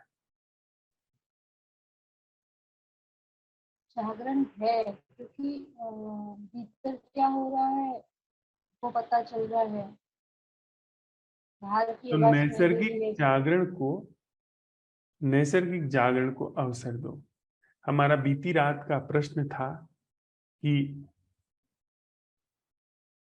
हमारे भीतर वह क्या है जो मरने से भयभीत है, जो 30 साल 40 साल बाद मरने की आकांक्षा करता है, या अपने को खोने के भय से ग्रस्त है। अपना जो मित्र हैं, जो संगी साथी रिश्तेदार हैं, उनको खोने से भयभीत। अब बात प्रकाश में आई हमारे साथ साथ चलते हुए अन्वेषण में, कि सिर्फ जो झूठ है, जो अभिव्यक्ति है, वह अभिव्यक्तियां ही बदलती हैं। चाहे वो प्राकृतिक तल पे हो, और हमारे अंदर जो हमने इसमें छवियां बनाई हुई हैं, सोच विचार पैदा करके रखे हुए हैं, इनके आधार पर जो बनता है वह तो पहले से ही केवल उपयोगी है, पर निर्जीव है। तो इस बात की प्रतिविज्ञा होने में अगर सम्यक रूप से इसकी समझ और अंतर्दृष्टि घट गई, तो इसका मतलब है नैसर्गिक रूप से बालवत जागरण इस समूची व्यवस्था पे, जो अभी इस शरीर की अभिव्यक्ति उपस्थित है, इसके प्रति नैसर्गिक जागरण है। मन में अगर कुछ है, कुछ नहीं है, तो उस कुछ न होने के प्रति सिर्फ जागरण है। अगर कुछ है तो उसके प्रति भी नैसर्गिक रूप से बालवत जागरण है। कहें तो मृत्यु जैसी झूठी चीज कोई है ही नहीं। मृत्यु सबसे बड़ा झूठ है इस दुनिया में फैला हुआ। जो चीज कभी जन्मी ही नहीं है, जो चीज जीवित ही नहीं है, उसकी मृत्यु के भय से सारी दुनिया भयभीत है। चाहे वो अपनी मृत्यु हो या अपनों की मृत्यु हो। जिसे हम अपना कहते हैं या जिसको हम देख करके बड़े पीड़ित होते हैं, उनकी भी मृत्यु जो जिसको लेके हम आशंकित भयभीत हैं, वह जीवित ही नहीं। कौन सी छवि मेरे अंदर, मेरी माँ की जो छवि है, जो याददाश्त है, जो विचार है, वे जीवित हैं क्या मेरे भीतर? तो जिस स्त्री को मैं माँ कहता हूं, उस स्त्री का अगर शरीर खो जाता है, तो और मेरे अंदर यह बात सत्यापित है कि मेरे अंदर उस जितनी भी छवियां थी, जितनी भी छवियां हैं, जो हमने संबंध में हम साथ साथ रहे हैं, वह सारी छवियां अब आश्रय नहीं है उसको, सारी छवियां गिर गई। तो शोक का क्या कारण है? दुख का क्या कारण है? जो अमृत है उसके मरने का कोई उपाय नहीं, और जो जीता सा दिखाई दे रहा है, मैं का एहसास, ये कभी जिंदा ही नहीं है। इसके संबंध भी कभी नहीं जीवित है। और प्रकृति की यह जो अभिव्यक्ति शरीर है, ये बहता है, ये बह रहा है। ऐसा जो जानता है, जो नहीं, ऐसा जहां पर सम्यक रूप से बोध है, जागरण है, वहां पर शोक नहीं व्यापता, किसी भी तल पे शोक नहीं व्यापता। भय शोक है। भय जो एक स्थायी रूप से भाव हो जाए, उसको हम शोक कहते हैं, वो शोक का भाव है। तो भय हमारे अंदर स्थायी है यदि हम अभी जो जीवन है उसकी सच्चाई को नहीं समझते हैं। तो अनिवार्य रूप से अगर मैं का एहसास है, तो अनिवार्य रूप से उसकी मृत्यु का भय होगा। लेकिन मैं के एहसास का परीक्षण हो गया, इसका सत्यापन हो गया, कोई शोक नहीं। शोक कैसे व्यापेगा?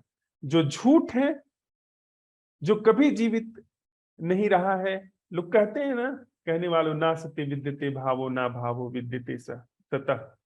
जो झूठ है उसकी कभी सत्ता नहीं, और जो सच है उसका कभी अभाव नहीं। वो सदा सर्वदा अमृत के रूप में विराजमान है। यह जो नैसर्गिक जागरण है, बालवत जागरण है, यह सदा ही विद्यमान है। उसके पहले कि छोड़ के चला गया, चला जाएगा, ये सारी चीजें खुद को दी गई सांत्वनाएं हैं। समझाना है, जब तक कोई सत्य में स्पष्ट प्रतिभिज्ञा नहीं घटित होगी, तब तक आप शोक से मुक्त नहीं हो सकेंगे। तब तक जीवन कभी भी शोक से मुक्त नहीं हो सकेगा। तो इस नैसर्गिक जागरण को जगह तो देवी, इस नैसर्गिक जागरण, इस बालवत दृष्टि को अवसर दो जीवन में, इसको उघड़ने दो, इसको सोचो मत, इसके निष्कर्ष में मत आओ, अन्यथा आप ज्ञानी हो जाओगे। और ज्ञानी कोढ़ है जीवन का। ज्ञान इकट्ठा हो जाना जीवन में न वो होना, ये कैंसर है, जहरबाद। इससे बड़ा जहरबाद कोई नहीं है। ये कैंसर की तरह जीवन को नष्ट कर देता है। तो जागरण को अवसर दो। धन्यवाद भावना। आपका बहुत बहुत धन्यवाद।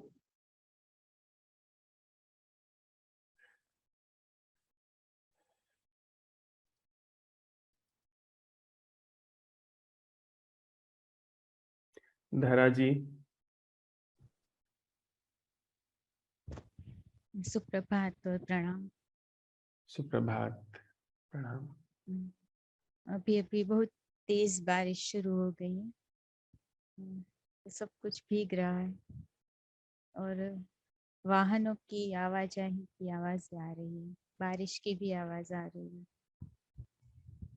कुछ लोगों के बात करने की भी आवाजें आ रही है।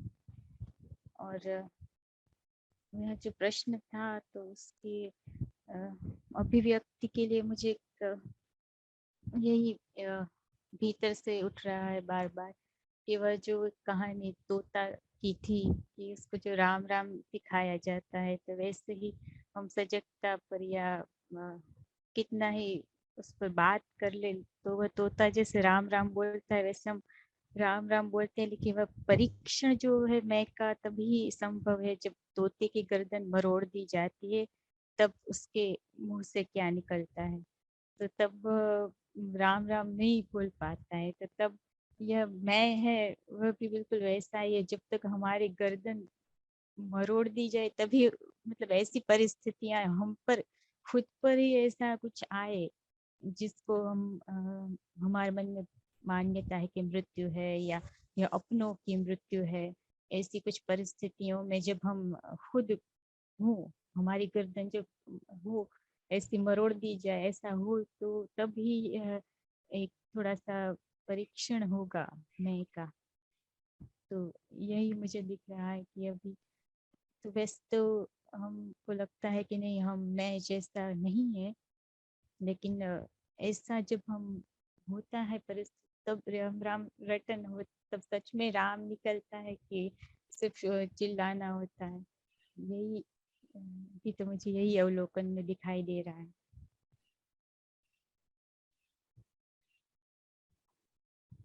कि भीतर तब कितना रहता है कि नहीं भय नहीं है। और ऐसा रहा भी है कि जब कभी पहले परिस्थितियों में भय सा लगता है, लेकिन जब उस परिस्थिति में हम आ ही जाते हैं तब फिर भय नहीं होता कि ज्यादा से ज्यादा क्या मृत्यु ही है, उससे अधिक तो कुछ नहीं हो सकता। तो फिर और वह भी एक ख्याल है, यह भी अब सब अवलोकन में तो स्पष्ट हो ही रहा है। जी धन्यवाद। जागरण है न देवी, अगर जागरण जगह ले रहा है जी इस समय जब हम आप बात कर रहे हैं, जब चल रहे हैं फिर रहे हैं, नैसर्गिक जागरण अगर वहां पर जगह लिए हुए है तब तो ठीक है, तब तो चीजें ठीक है। ये बड़ा सा बड़ा जो जो हमारे सामने व्यवधान है वो है ज्ञान का। सूचनाएं इकट्ठी हो जाती हैं, जगह नहीं लेती। हम सब बिल्कुल एकदम ब्लड रेस पर चल रहे हैं, एकदम तलवार की धार पर चल रहे हैं। यह चीज अगर इस समय नैसर्गिक बालवत जागरण में है तब तो फिर हम ठीक जा रहे हैं, और नहीं ये सूचना बन के गई तो फिर मुश्किल है। जी वही अगर एकाग्रता से यदि हो रहा है तो तब तो बिल्कुल वह एक मेमोरी ही एकाग्रता, बनेगा। हाँ एकाग्रता है तो फिर तो वह मेमोरी ही बनेगा, बुद्धि का ही हो जाएगा उसमें। एकाग्रता जब है तो वह तो मैं का ही हाँ मैं का नहीं ही वह तो झूठ ही है। इसीलिए सजगता और एकाग्रता में तो बहुत फर्क है। सजगता होती है तब तो इस प्रकार की स्मृति बनती ही नहीं है। यस जी। तो नैसर्गिक जागरण की अगर ऐसे ही बात करने के लिए, अगर कहीं सहारा लेना है इस जगत में, कहीं विसर्जित होना है इस जगत में, नैसर्गिक जागरण, नैसर्गिक जागरण मात्र ही शेष बचता है। बाकी सब पानी के बबूले की तरह फूटता है जीवन में। आंख मुदी सब फूटा, और उसके पहले तो आंख मुदी ये पूरा का पूरा हमारे तथाकथित जीवन का तिलिस्म फूटा, और उसके पहले तो है ही नहीं, पर वह तिलिस्म भी फूटा कि मैं हूं, मेरा जीवन है, मेरा सुख दुख। हाँ, नैसर्गिक जागरण की अगर हमारे अंदर अंतः दृष्टि स्पष्ट होती जा रही है, तो फिर सब कुछ खेल जैसा है। फिर खेल जैसा बना, खेल जैसा बिगड़ा। धन्यवाद धरा।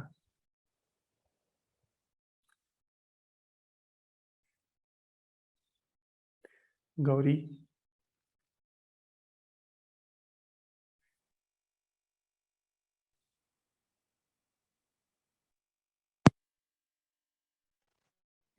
आवाज आ रही है? हाँ, आ रही है। अच्छा, प्रणाम। प्रणाम। यहाँ धूप उगी हुई है और आसमान पूरा खाली है।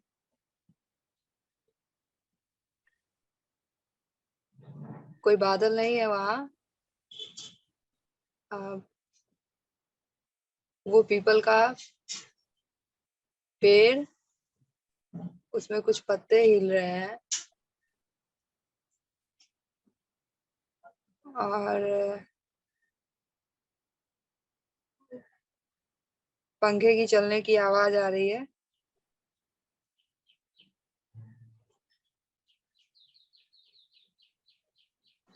दो तीन चिड़ियों की चहचहाने की भी आवाज आ रही है।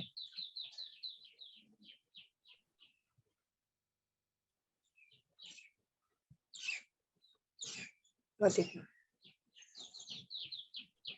और वो आपने कहा था ना कल फिर से देखने को, तो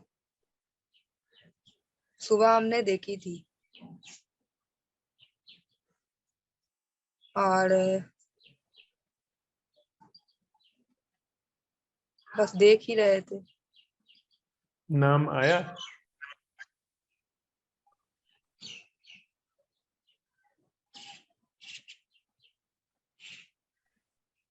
एक आध बार भी देख नहीं, पाए बिना नाम के?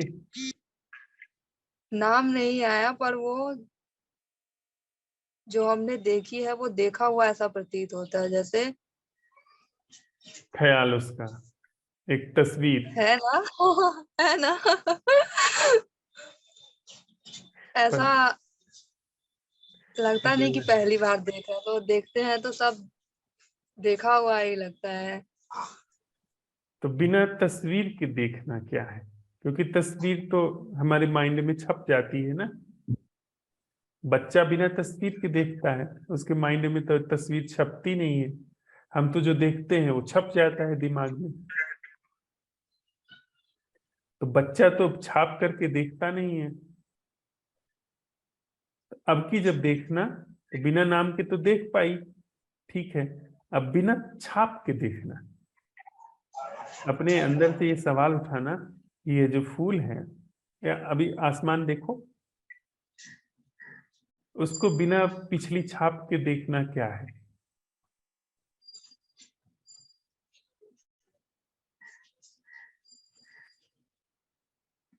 कोई विचार नहीं आया। पिछली छाप आ रही है?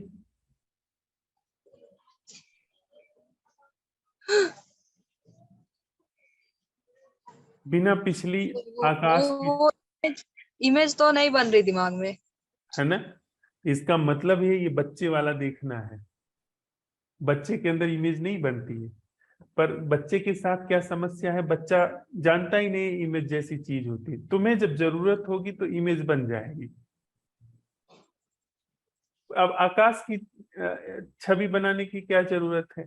और अगर आकाश की छवि बना करके हम देख रहे हैं तो आकाश का जो सौंदर्य है वो हमको उस समय में नहीं मिलेगा। फूल को अगर हम फूल की पिछली छवि के आधार पर देख रहे हैं तो वही छवि दीवार बन गई, फूल को हम नहीं देख पाएंगे, है ना? हाँ, पर ऐसा कभी कभी होता है कि जब हम देखते तो हमें कोई विचार नहीं आते, बस देखते रहते हैं। वह बच्चा की तरह देखना है, वही छोटे बच्चे की तरह देखना है। और अब आकाश की तरह देखो, आकाश की तरफ देखो और देखो क्या तुम बिना छवि के देख पा रही हो?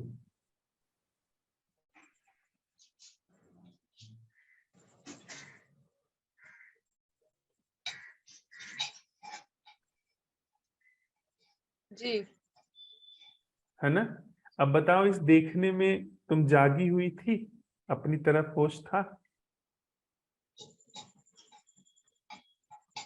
अब फिर से देखो, आकाश की तरफ देखो और देखो कि तुम्हारे अंदर अपने आप एक होश है, जो कहीं बर्तन खटक रहा है उसकी भी आवाज तुम्हें आ रही होगी, अपने सांसों की भी आवाज आ रही होगी। और वो जो बिना छवि के देख पा रही हो, बिना नाम के देख पा रही हो, वह भी दिख रहा होगा। बस देख रहे हैं। कुछ कुछ जागृति जैसी चीज है,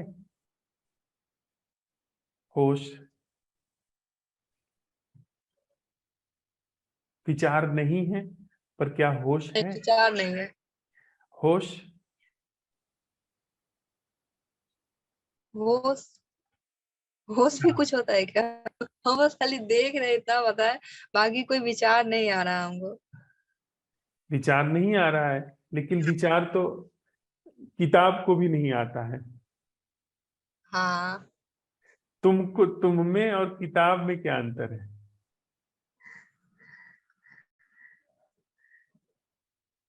जब देख रही हो, किताब। जैसे एक खंभा है, खंभे को भी विचार नहीं आता है। या एक आईना है, आईना है, आईना भी देख रहा है वहां ऊपर।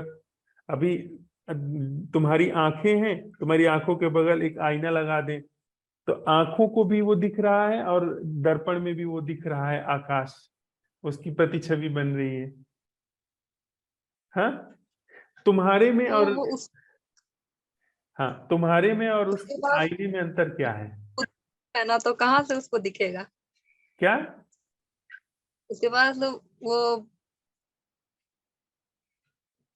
बुद्धि नहीं है, मन नहीं है जहाँ से विचार मतलब आते हैं, या हाँ, पर तुम्हारी भी तो बुद्धि और मन का अब उपयोग नहीं हो रहा है। बुद्धि का मतलब नाम का और हाँ, हमारे छवि का। बुद्धि में डाला गया है बचपन से। हाँ, तो इस समय जब देख रही हो तो बिना नाम के, बिना छवि के देख रही हो ना आकाश। तो इसमें और तुम्हारे बगल में एक रखा हुआ शीशा है, उसमें क्या अंतर है? बुद्धि न शीशे की उपयोग बुद्धि शीशे में तो है ही नहीं। तुम्हारे अंदर बुद्धि है, पर उसका उपयोग अब नहीं हो रहा है देखने में। तो अब इस देखने में तुम्हारे अंदर जो देखना घट रहा है और शीशे के अंदर जो देखना घट रहा है, दोनों में क्या बुनियादी अंतर है?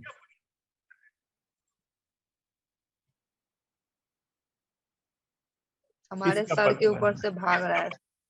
इसको पता लगाना कि तुम्हारे देखने में बिना बुद्धि के, यानी बिना नाम के और बिना छवि के, और एक शीशे के देखने में, दोनों में क्या अंतर है? इसका पता लगाना, फिर हम शाम की बैठक में बात करेंगे। ठीक। ठीक बा। ठीक।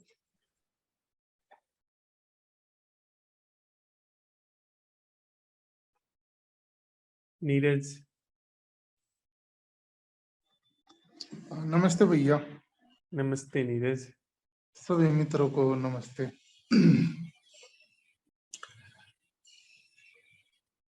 अभी तोते की आवाज चहचहाट सुन रही है और पंखा चला हुआ हल्का और उसकी भी आवाज सुनाई दे रही है और सामने गमले रखे हुए हैं। बाहर मच्छर थे इसलिए अंदर बैठ गया था मैं। कल का जो प्रश्न था कि हमारे अंदर है क्या जो मरण धर्म है, या जो मरने वाला है भविष्य में हमें जिसकी चिंता है, वो फिर आपने भैया कल आशीष भैया उनने जुड़े हुए थे, उनके साथ आपने बताया था कि शरीर की कोशिकाएं तो बनती बिगड़ती रहती हैं। पहले नहीं सुना था, आप इसे इस चीज का पता लगा। और लेटते हुए भी मैंने कल, एक तो सबसे शुभ बात यह है कि मैंने कोई दवाई गोली मैंने दिन में बोल दिया था, जब वो प्रश्न उठाए उससे एनर्जी से कि मैं दवाई नहीं लूंगा चाहे कुछ हो जाए, तो वो सोया मैं अच्छी तरह, नींद आई और सुबह आराम से उठ भी गया।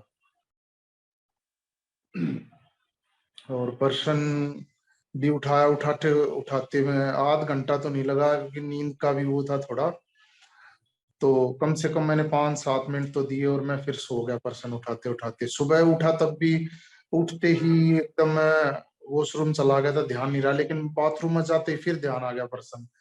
मैंने दोहराया और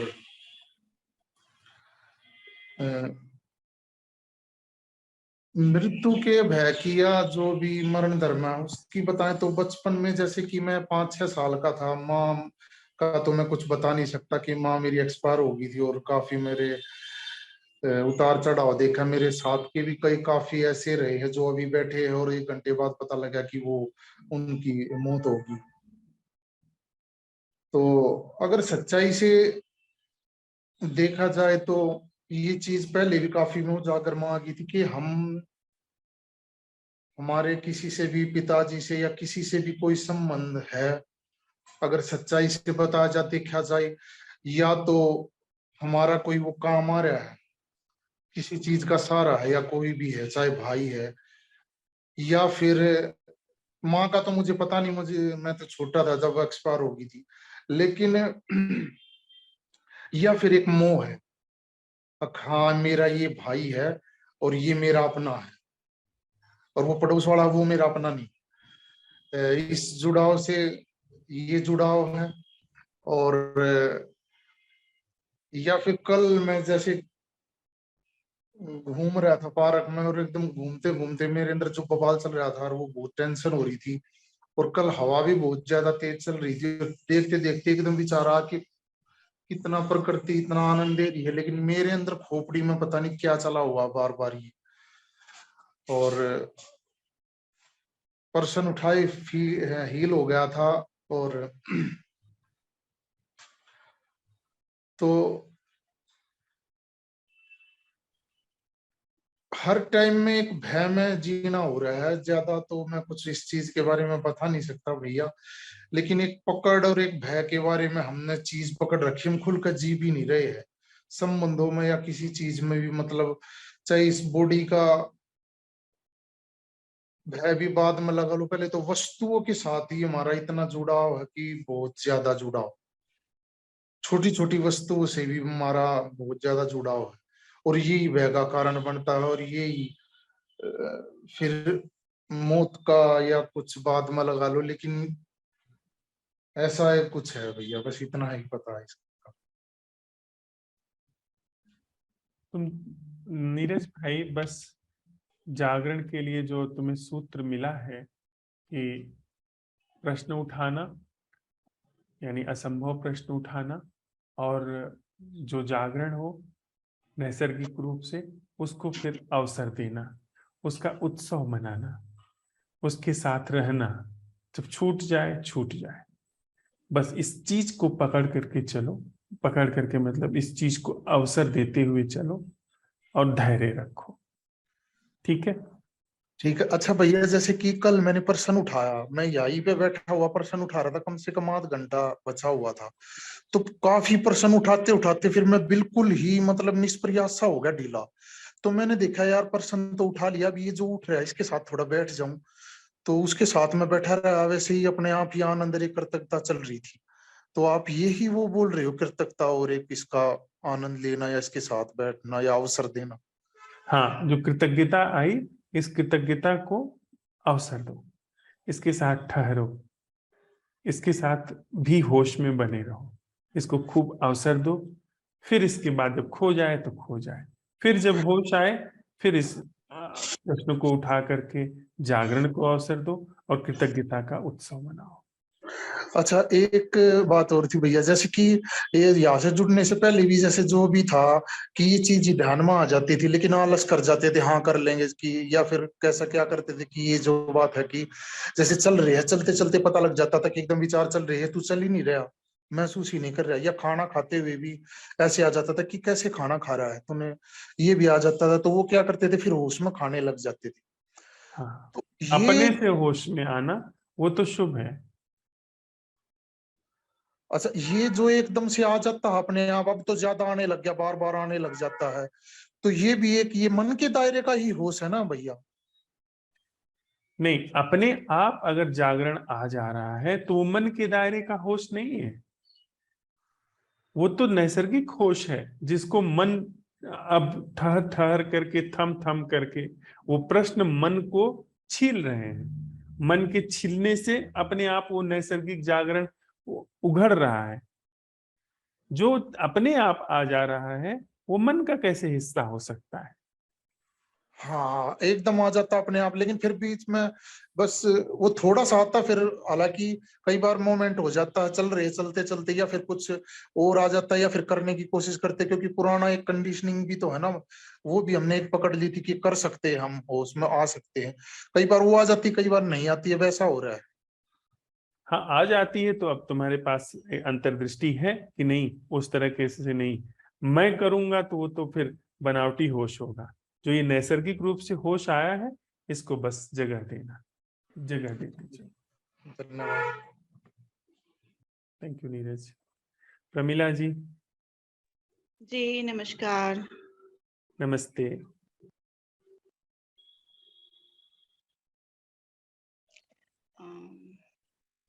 प्रश्न तो बहुत डरावना है, और मेरे बस में होता तो ये प्रश्न हटा देती।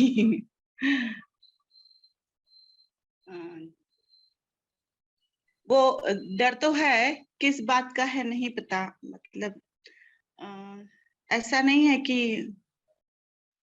मैं नहीं रहूंगी, वो डर, लेकिन मरने के बाद कहाँ जाऊंगी, क्या होगा, एक ये वैसे ही है जैसे अनजानी जगह जाना हो, पता ना हो कि आगे क्या है, अंधेरा है, कांटे हैं, क्या है, तो वो डर है कि पता नहीं क्या होगा, मरने के बाद क्या होगा। ये मेरे खुद की बात है कि जब मैं मरूं, वो डर। और संबंधियों की, अगर संबंधों की बात करूं तो एक बार पहले आपसे बात हुई थी मेरी इस बात को लेकर, तो जो डर था वो कम हुआ था, कुछ समझ में आया था, कुछ कम भी हुआ था जब पड़ोसी दीदी के हस्बैंड की डेथ हुई थी और मैंने आपसे सवाल पूछा था कि हमारा अपना तो कुछ है नहीं, तो किसके खोने का डर। पर डर तो है, और मुझे नहीं लगता कि वो इतनी जल्दी जा सकता है, या ऐसा, मतलब कुछ क्षणिक हो सकता है, जो भी, जैसे अभी किसी परिचित से ही हम बात कर रही थी मैं,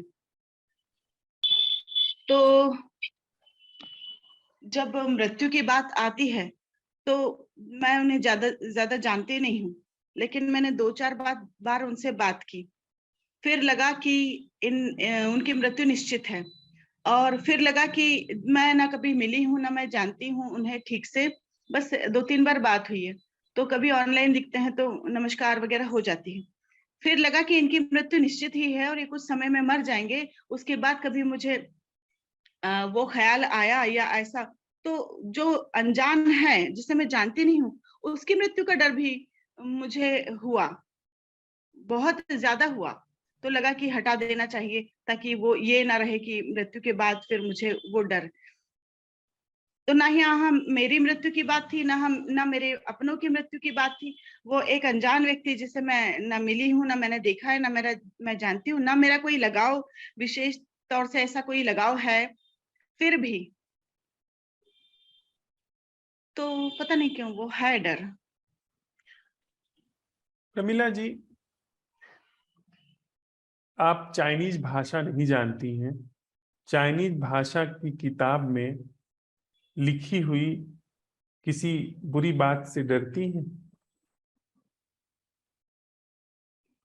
चाइनीज भाषा में अगर लिखा हो कि आज आज के 2 दिन बाद आपके कुछ यह अनहित होने वाला है, तो उस जो चीज आप नहीं जानती हैं उस चीज से भय लग सकता है। नहीं, जो चीज आप नहीं जानती हैं उससे कभी भय लगता है, या जो चीज आप जानती हैं उसके खोने का भय होता है? गौर से देखिए भीतर। जिसको आप जानती ही नहीं कि उसके आगे क्या है, हो सकता है वहां प्रसाद हो सकता है वहां पर परम कल्याण हो, उसको तो आप जान ही नहीं रहे। या हो सकता है कि वहां पर कुछ विपत्ति हो, पर उसे आप जानते ही नहीं। हाँ, इतनी बात तय है कि अभी जो आपका जानना पहचानना है उसके गिरने का भय है। क्या ये ऐसा है कि जितना आपको अपने जीवन के बारे में जानकारी है, जो हम जीवन जी रहे हैं, उसी के खोने का भय तो है कि मेरा वह, यह सब कुछ मृत्यु में खो जाएगा। हाँ, तो क्या मृत्यु का भय है, या जो अभी जीवन जिया जा रहा है इसके खोने का भय है? पर अनजान जगह जाने से तो डर लगता है ना। क्योंकि अनजान जगह में अंधेरे में जाने से डर क्यों लगता है? इसीलिए लगता है ना क्योंकि पता नहीं होता कि अंधेरे में क्या है।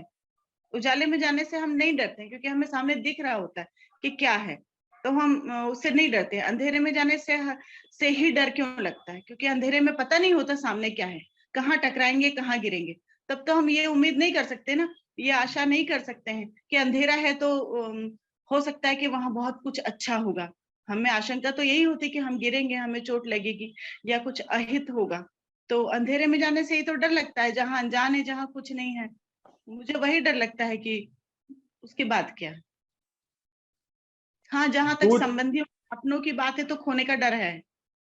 दो चीज मिला रहे हैं हम लोग। एक है सावधानी और दूसरी चीज है भय। अंधेरे में जाना सावधानी का हिस्सा हो सकता है क्योंकि उसमें हम टकरा सकते हैं, लेकिन गहरे में देखें तो उसमें जो हम हैं उसी के खोने का भय है ना। उसी के खोने के लिए तो एक आशंका बनी हुई है कि मेरा जो शरीर है अभी ये ठीक है, इसमें चोट लग सकती है, तो ये अभी ठीक होना जो है, स्वास्थ्य है, ये छूट सकता है। और यह जरूरी भी है कि अंधेरे में हम सावधान होकर के जाएं। लेकिन जीवन में ऐसा क्या है? शरीर खोना तो समझ में आता है कि कहीं कोई गड्ढा हुआ, कहीं कुआं हुआ, कहीं किसी चीज से टकरा के हम गिर गए, वह चीज तो समझ में आती है। पर भीतर वह क्या है जिसके खोने का हमें डर है? क्योंकि भीतर आगे क्या है उसका तो हमें पता ही नहीं है। तो यह क्या है जिस चीज के खोने का भय है?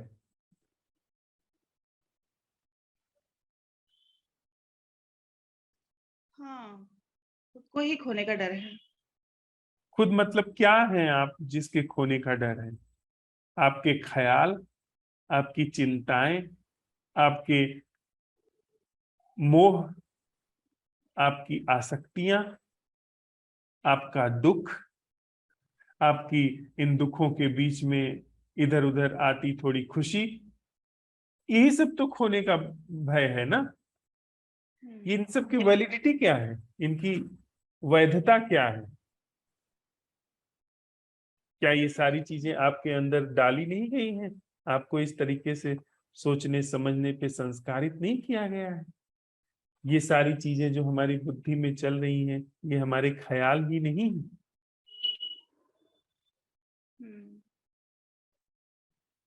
भय कभी भी अज्ञात का नहीं होता है, भय हमेशा ज्ञात के खोने का होता है। अज्ञात जिसे आप जानते ही नहीं, उससे भयभीत कैसे होंगे? जो भाषा आप जानते ही नहीं है, उस भाषा में अमृत लिखा है या जहर लिखा है, आपको क्या पता है? हाँ, आप अपनी भाषा खोने में डर रहे हैं कि हमारी भाषा न गल जाए, न खो जाए।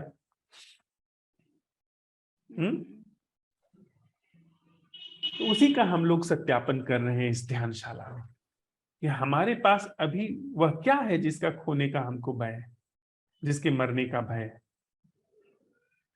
हमारी चिंताएं, हमारे विचार, सोच, यही सब ना, उसी का हम परीक्षण कर रहे हैं। और इसका परीक्षण पहले भी हमने इस पर अच्छी तरीके से अवलोकन किया है। इसका परीक्षण सोच विचार से नहीं हो सकता है, इसका परीक्षण बालवत नैसर्गिक जागरण से ही हो सकता है। सोच विचार करके तो हम ज्ञानी हो जाएंगे। तो इस चीज को वह देखना क्या है, जैसे बच्चा देखता है और जाग करके, इसमें दो चीजें घटती है। एक, असल जिंदगी जो है वो हाथ लगती है, और दूसरी चीज जो झूठा जीवन है जिसके हम खोने के लिए भयभीत हैं, वो गिरना शुरू हो जाता है। तो क्या अभी हम आप जब संवाद कर रहे हैं तो इसमें यह प्रश्न काम कर रहा है कि वह जागरण क्या है, इस संवाद में वह उपस्थिति क्या है जो हम नहीं कर रहे हैं? इस संवाद को एक बाल दृष्टि से देखना क्या है, इसका परीक्षण करिए। सांझ की बैठक में फिर इसमें लाइएगा। रंजीता जी।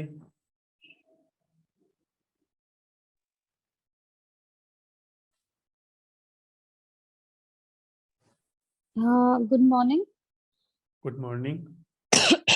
मेरी तबीयत नहीं ठीक है तो मैं बस सुन सकती हूँ अभी। ठीक है रंजीता।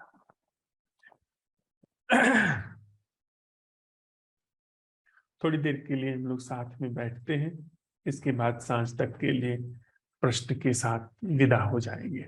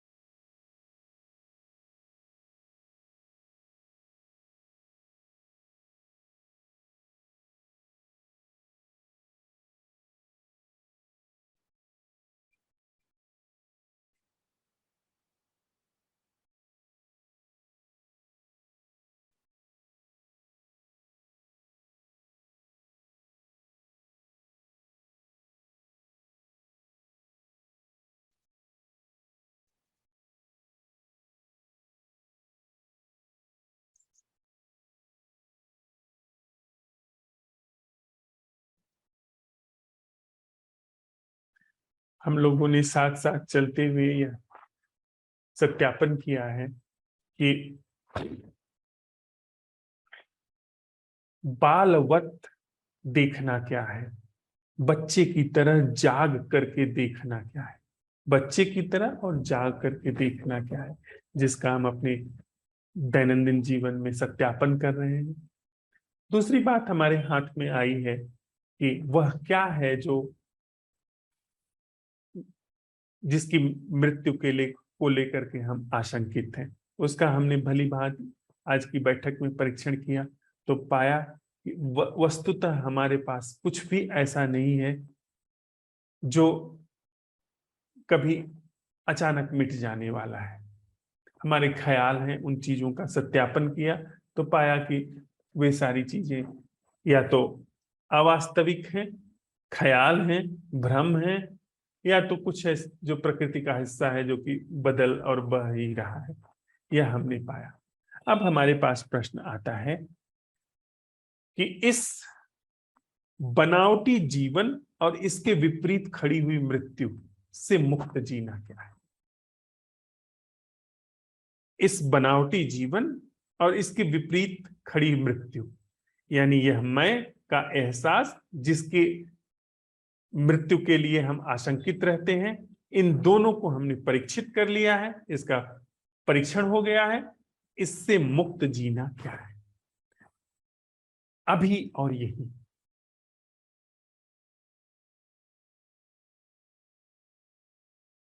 जैसा हम जीवन जी रहे हैं उससे मुक्त, और जैसी मृत्यु हम जानते हैं उससे मुक्त, यानी इस जीवन और मृत्यु से मुक्त जीना क्या है? इस जीवन और मृत्यु से मुक्त जीना क्या है? इस जीवन और मृत्यु से मुक्त जीना क्या है? और इसका अन्वेषण बुद्धि से नहीं, नैसर्गिक जागरण और बालवत दर्शन के प्रश्न से हम आज दिन भर करते हैं।